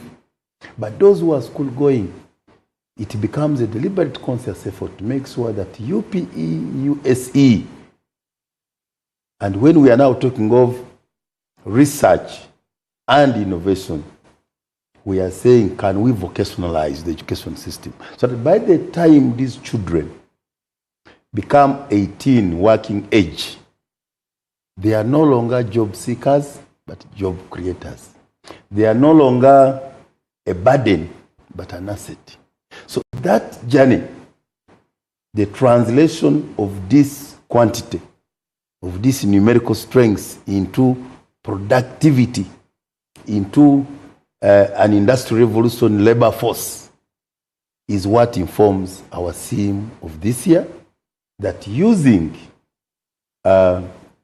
technology, research, and research not remaining in laboratories and translating it, scaling it up and rolling it out, commercializing it to help a farmer.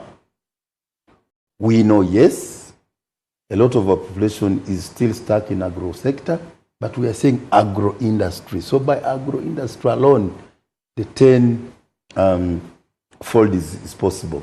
We are saying that tourism alone, Uganda is gifted by nature, the pearl of Africa. By taking it to high-end tourism, waterfronts, chain hotels, 10-fold is just possible. Science and technology. Most of agriculture production is lost in agro post-harvest losses. By just preserving, adding value, using science and technology innovations to make sure that we can, for example, now we are doing a lot in terms of the regional market. So to make sure that whatever we're exporting in the region and the market across the world, we have meet the standards of those countries, it requires technology.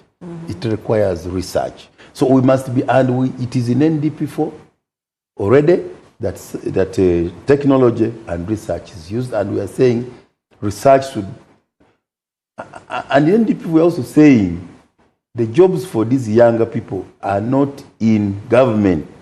Government using ATMs and enablers like infrastructure, energy, affordable money is for the private sector. The jobs will be in private sector.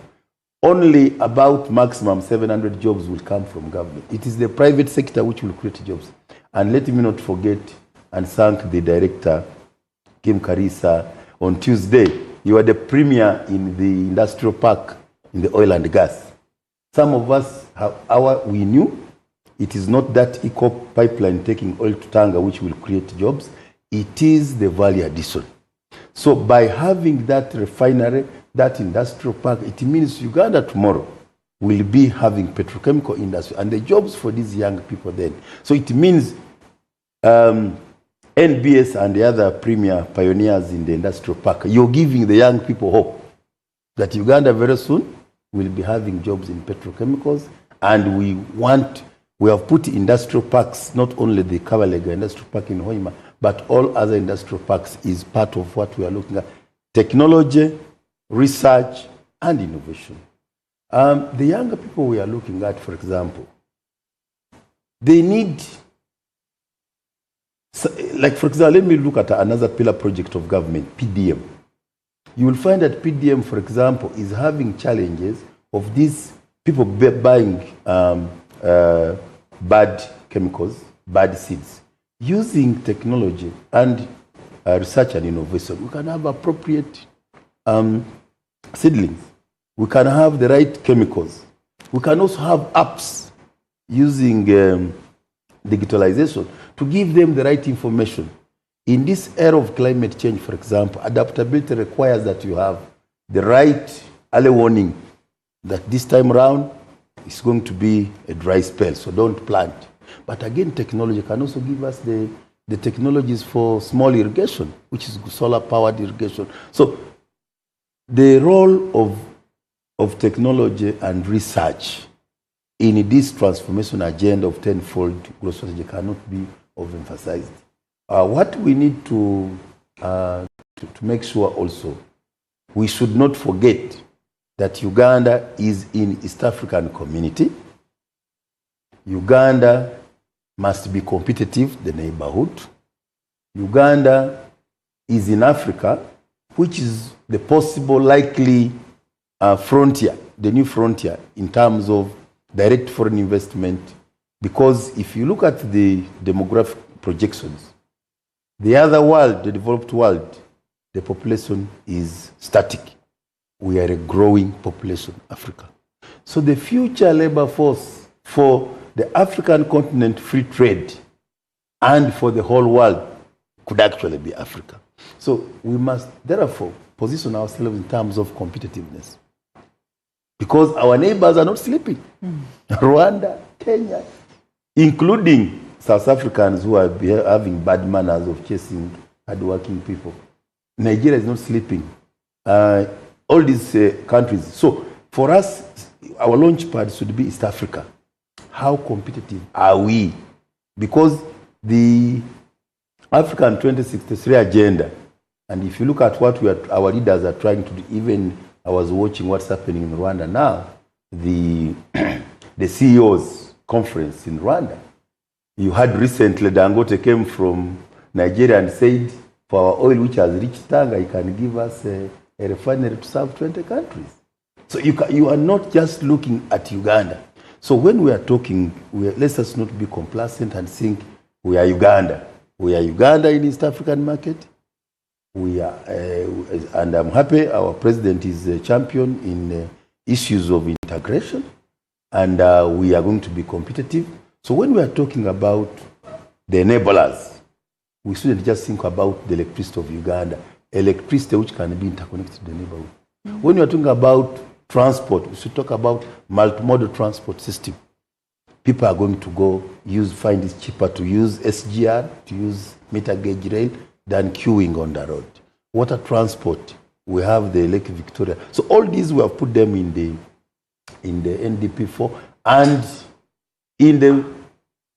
because the tenfold growth strategy is saying that we are on the fourth development plan, but we promised Ugandans our aspirations 2040. How do we make sure that we actualize? So we are saying we are making the medium-term plan beyond the 5-year plan to make sure that by 2040, the dream of a digital Uganda in Africa, the dream of a multimodal transport, the dream of not just talking about the paltry 2,000 megawatts. We need more than 15,000 megawatts, and it has taken us, it always takes us about 10 years gestation to do one Karuma. So we need to move very fast. So I think we want to agree, and by the way, NPA is here because under rationalization, we assumed the mandate of population. We also assumed partly mandate working with lands of fiscal planning. Therefore, it is important using technology and research even to say, by now, people should stop putting up bungalows. We should go vertical condominiums. Look at low-cost housing, because we need land for agriculture extensive production, we need land for industrial parks, we need land for everything.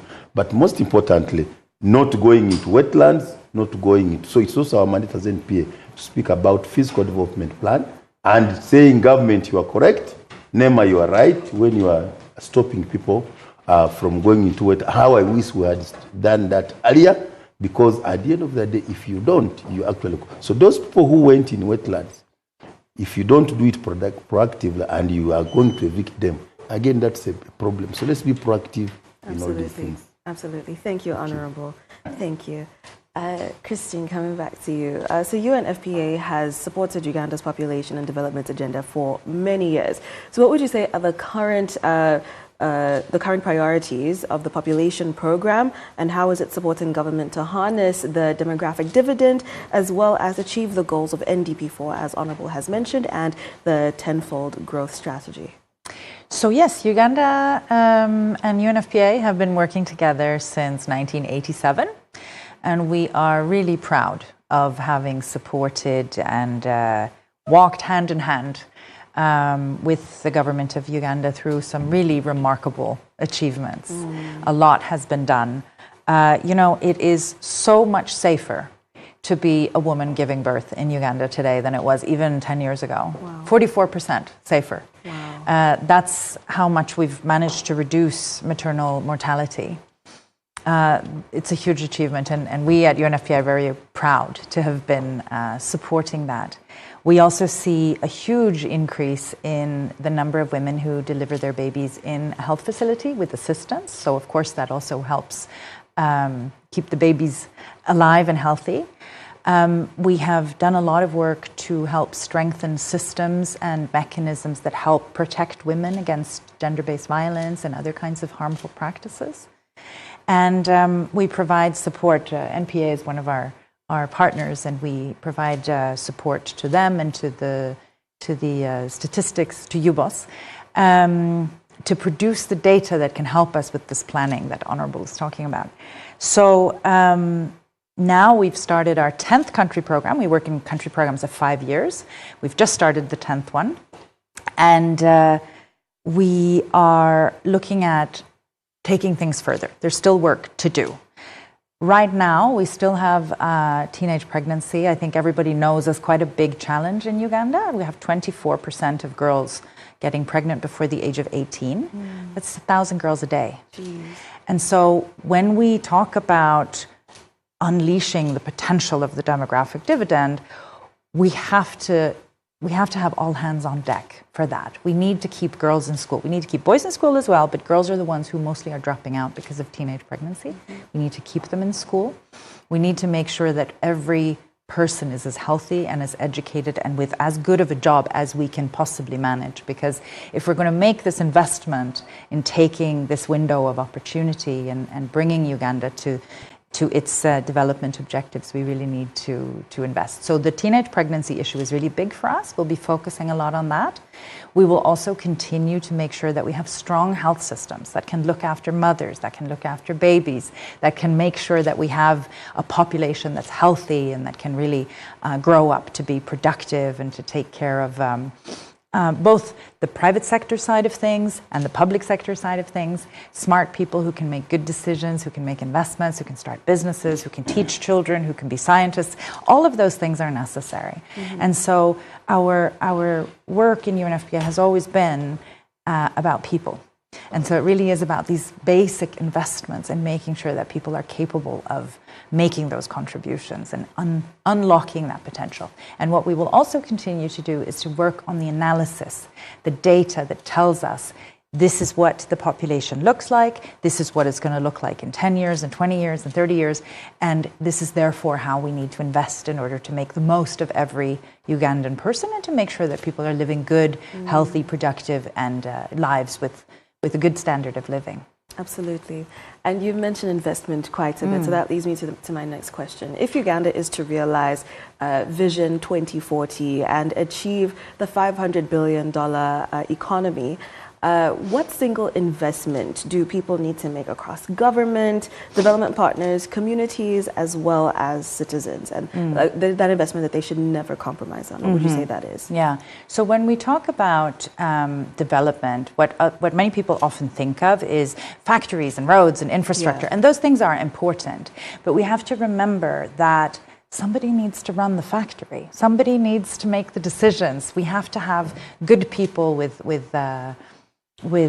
good education and the ability to contribute through the good jobs that they have. So what we advocate quite strongly for is that the number one investment should be in people. And the government very much recognizes that, because in the fourth National Development Plan, there's a dedicated pillar called human capital development. Human capital development is just another way of saying, let's not waste anybody's talent. Let's make sure everybody is able to contribute. So let's not lose girls who are dropping out of school because of teenage pregnancy. They're an important part of the labor force. Let's not lose young men to unemployment. Let's have everybody contribute to building a strong economy and a good nation where people are contributing. Absolutely, absolutely. Thank you. Honourable, the 4th National Development Plan has now moved from planning to implementation. So what progress would you say the government has made so far, and what are the key priorities over the next few years to ensure that Uganda remains on track to achieve the 10-fold growth strategy? Allow me first hammer the point UNFPA has made. The point of the human capital development, which is one of our pillars in NDP4. God, after creating everything, he ended with man. And he says, you domineer. But God talked about sustainable development. Use the world, but for cross-generation equity. Yep. So there is a public trust doctrine in that. And we are mindful as NPA. So we are saying human capital development. All the development we are talking about, the billions, 500 billion we are talking about, the 10-fold, is for the people. Is for the people. And therefore, the most important resource we have is the population. Yeah. And it is this population we are saying is young. And that's why you see the issues of giving them appropriate education system becomes critical. The demographic dividend we earlier talked to is not achieved by accident. It has to be intentional. Government is having a very good program of UPE and USE. Assuming everybody completes and has literacy, and you finish USE alone, even if you don't go to another course, you have delayed early marriage and early a baby mother. You make an informed choice. Yes. You have comprehension, beyond the numeracy and literacy, you have comprehension, and therefore you can also apply the knowledge. If you did agriculture as compulsory, you can at least go and be useful. If you did health science, you know what to take care of. So we should do everything possible, because you're now talking about implementation. We must make sure there is completion. The enrollment from P1, you should complete P7 and graduate to senior 4. The new curriculum in secondary school is intended to bring in vocationalization. So we must vocationalize the education system. I'm happy there was merger of TVET and the BTVET and DIT into the new program. And I thank the president for this zonal skilling hubs. More are even coming. Because what we should, of course, the president is helping, is fighting a problem after it has happened. We should now inculcate it within the education system, so that by the time you graduate, you are not a job seeker, but a job creator. Absolutely. And of course, we have talked of competition in the world. The world is of research, technology is what we are looking at to be able to implement this journey.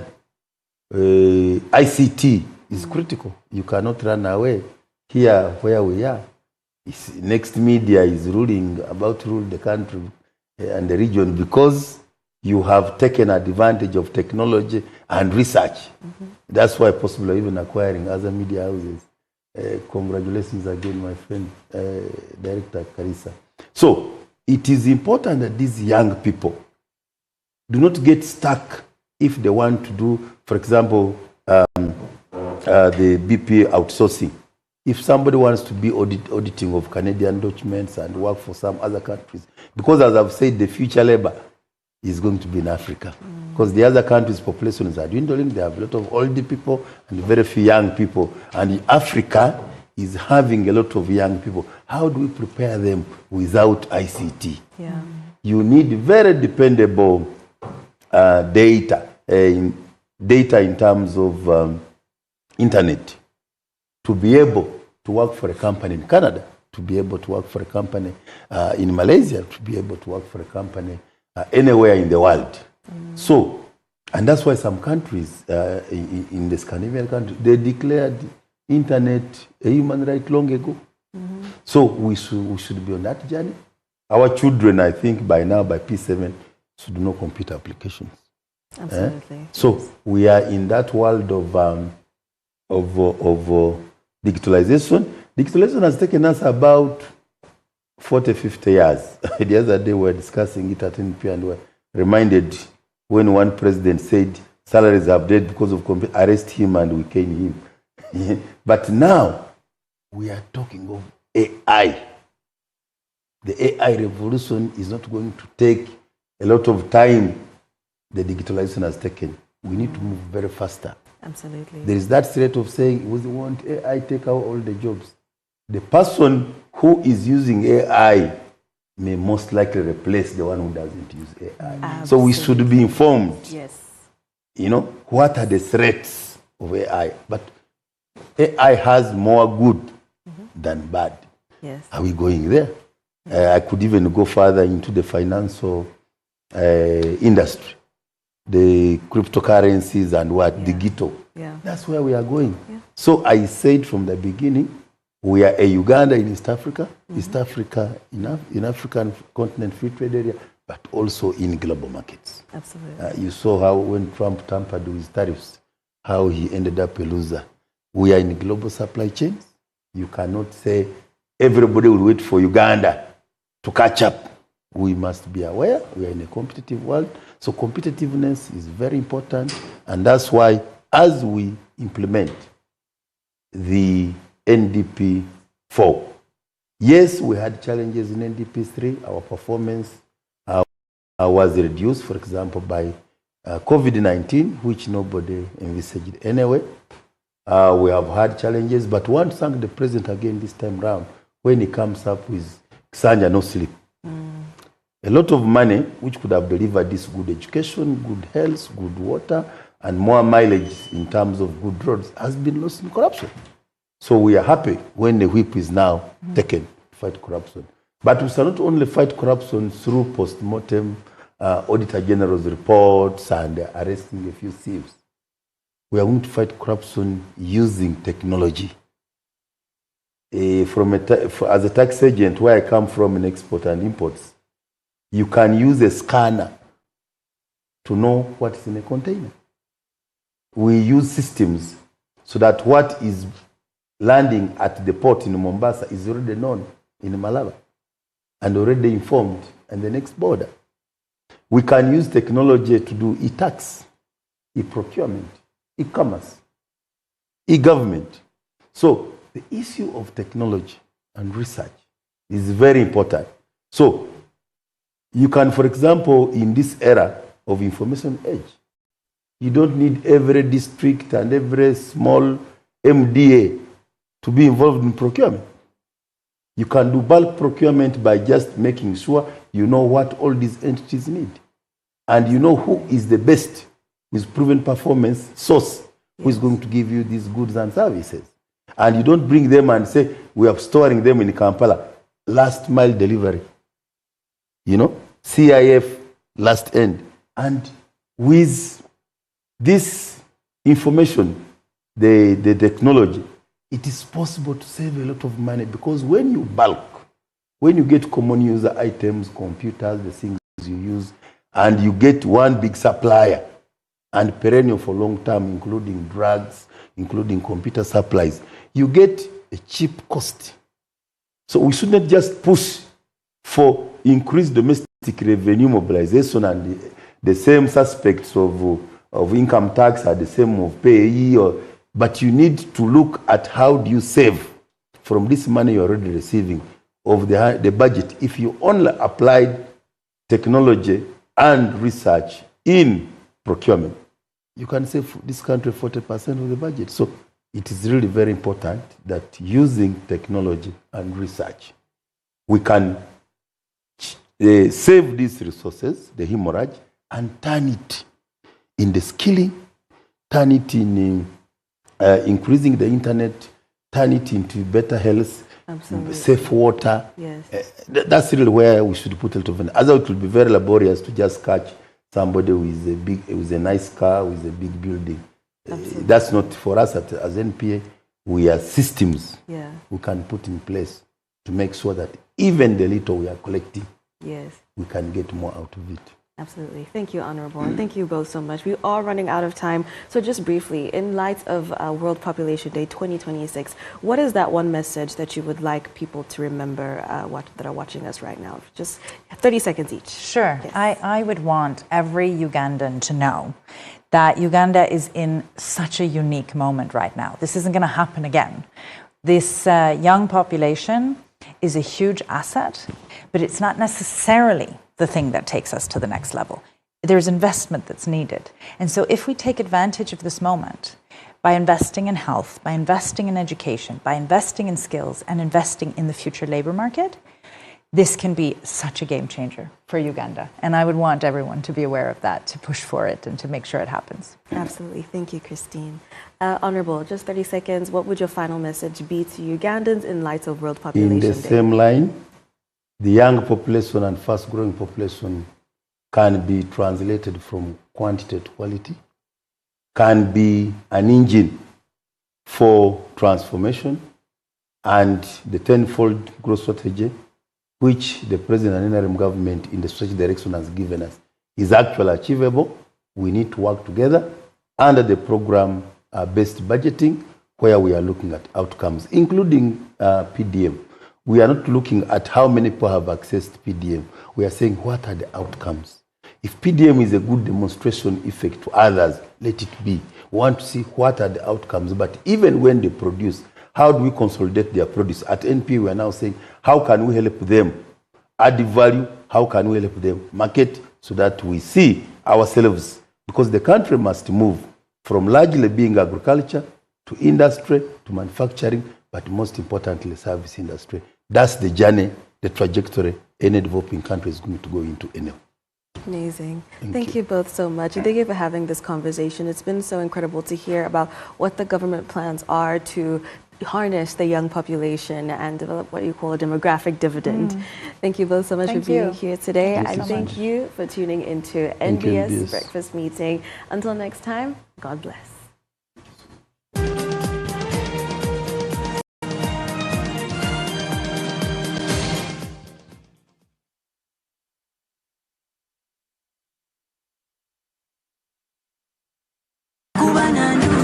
NBS TV, Senyuka TV ne Afro Mobile bakutusako Chinza Productions banda eyumulangira ndausi buli lwakusatu ku Costa Rica Breeze kumakereka vule kumbine tusha petrol station n'omulangira ndausi ne Dr. Bossa buli lwamukaga babiri ku vibes habe chiwenda mumasuka Prime Petrol Station gweyina omukolo mbaga bala oyagala okusanyusibwamu Chinza Productions banda ey'omulangira ndausi kichukuddibwamu kyo kuba 0709 mukage mukaga 093 kola booking Chinza Productions bande omlange ndase kutusibwako Silver Bubble Studios Hideout Guest House Aita babiri ku Kasenyi Road NBS TV Senyuka TV ne Afro Mobile.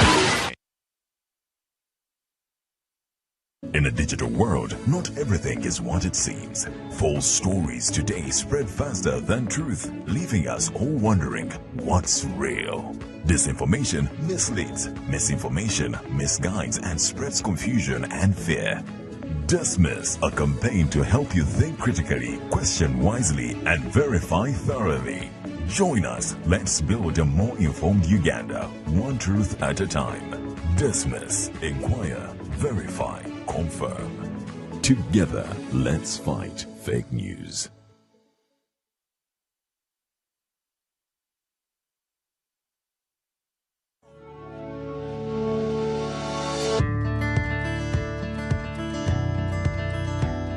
This PDM is to get all of you out of poverty.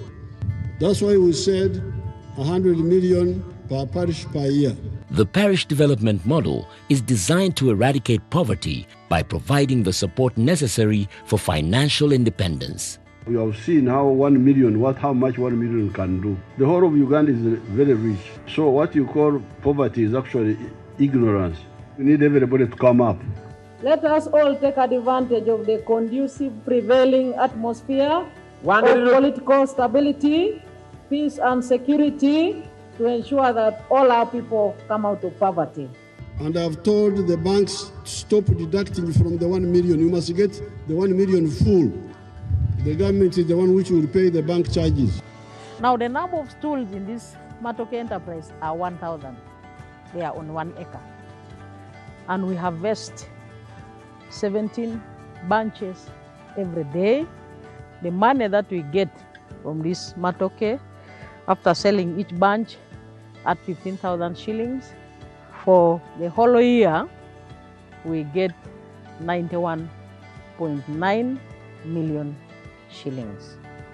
So I want to encourage all the people of Teso also to change the mindset and adopt to new crops which were not traditionally grown here.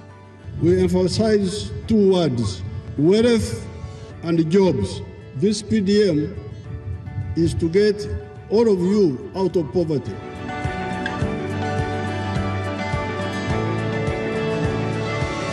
This message is brought to you by the Ministry of ICT and National Guidance.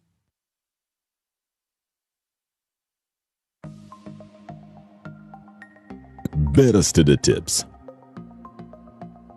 Be vigilant. Watch out for unexpected prizes or lottery wins. Genuine contests do not require advance payments or personal information. If it sounds too good to be true, it probably is. Brought to you by, in partnership with, Uganda Communications Commission and NBS. Oh no, mumanyi!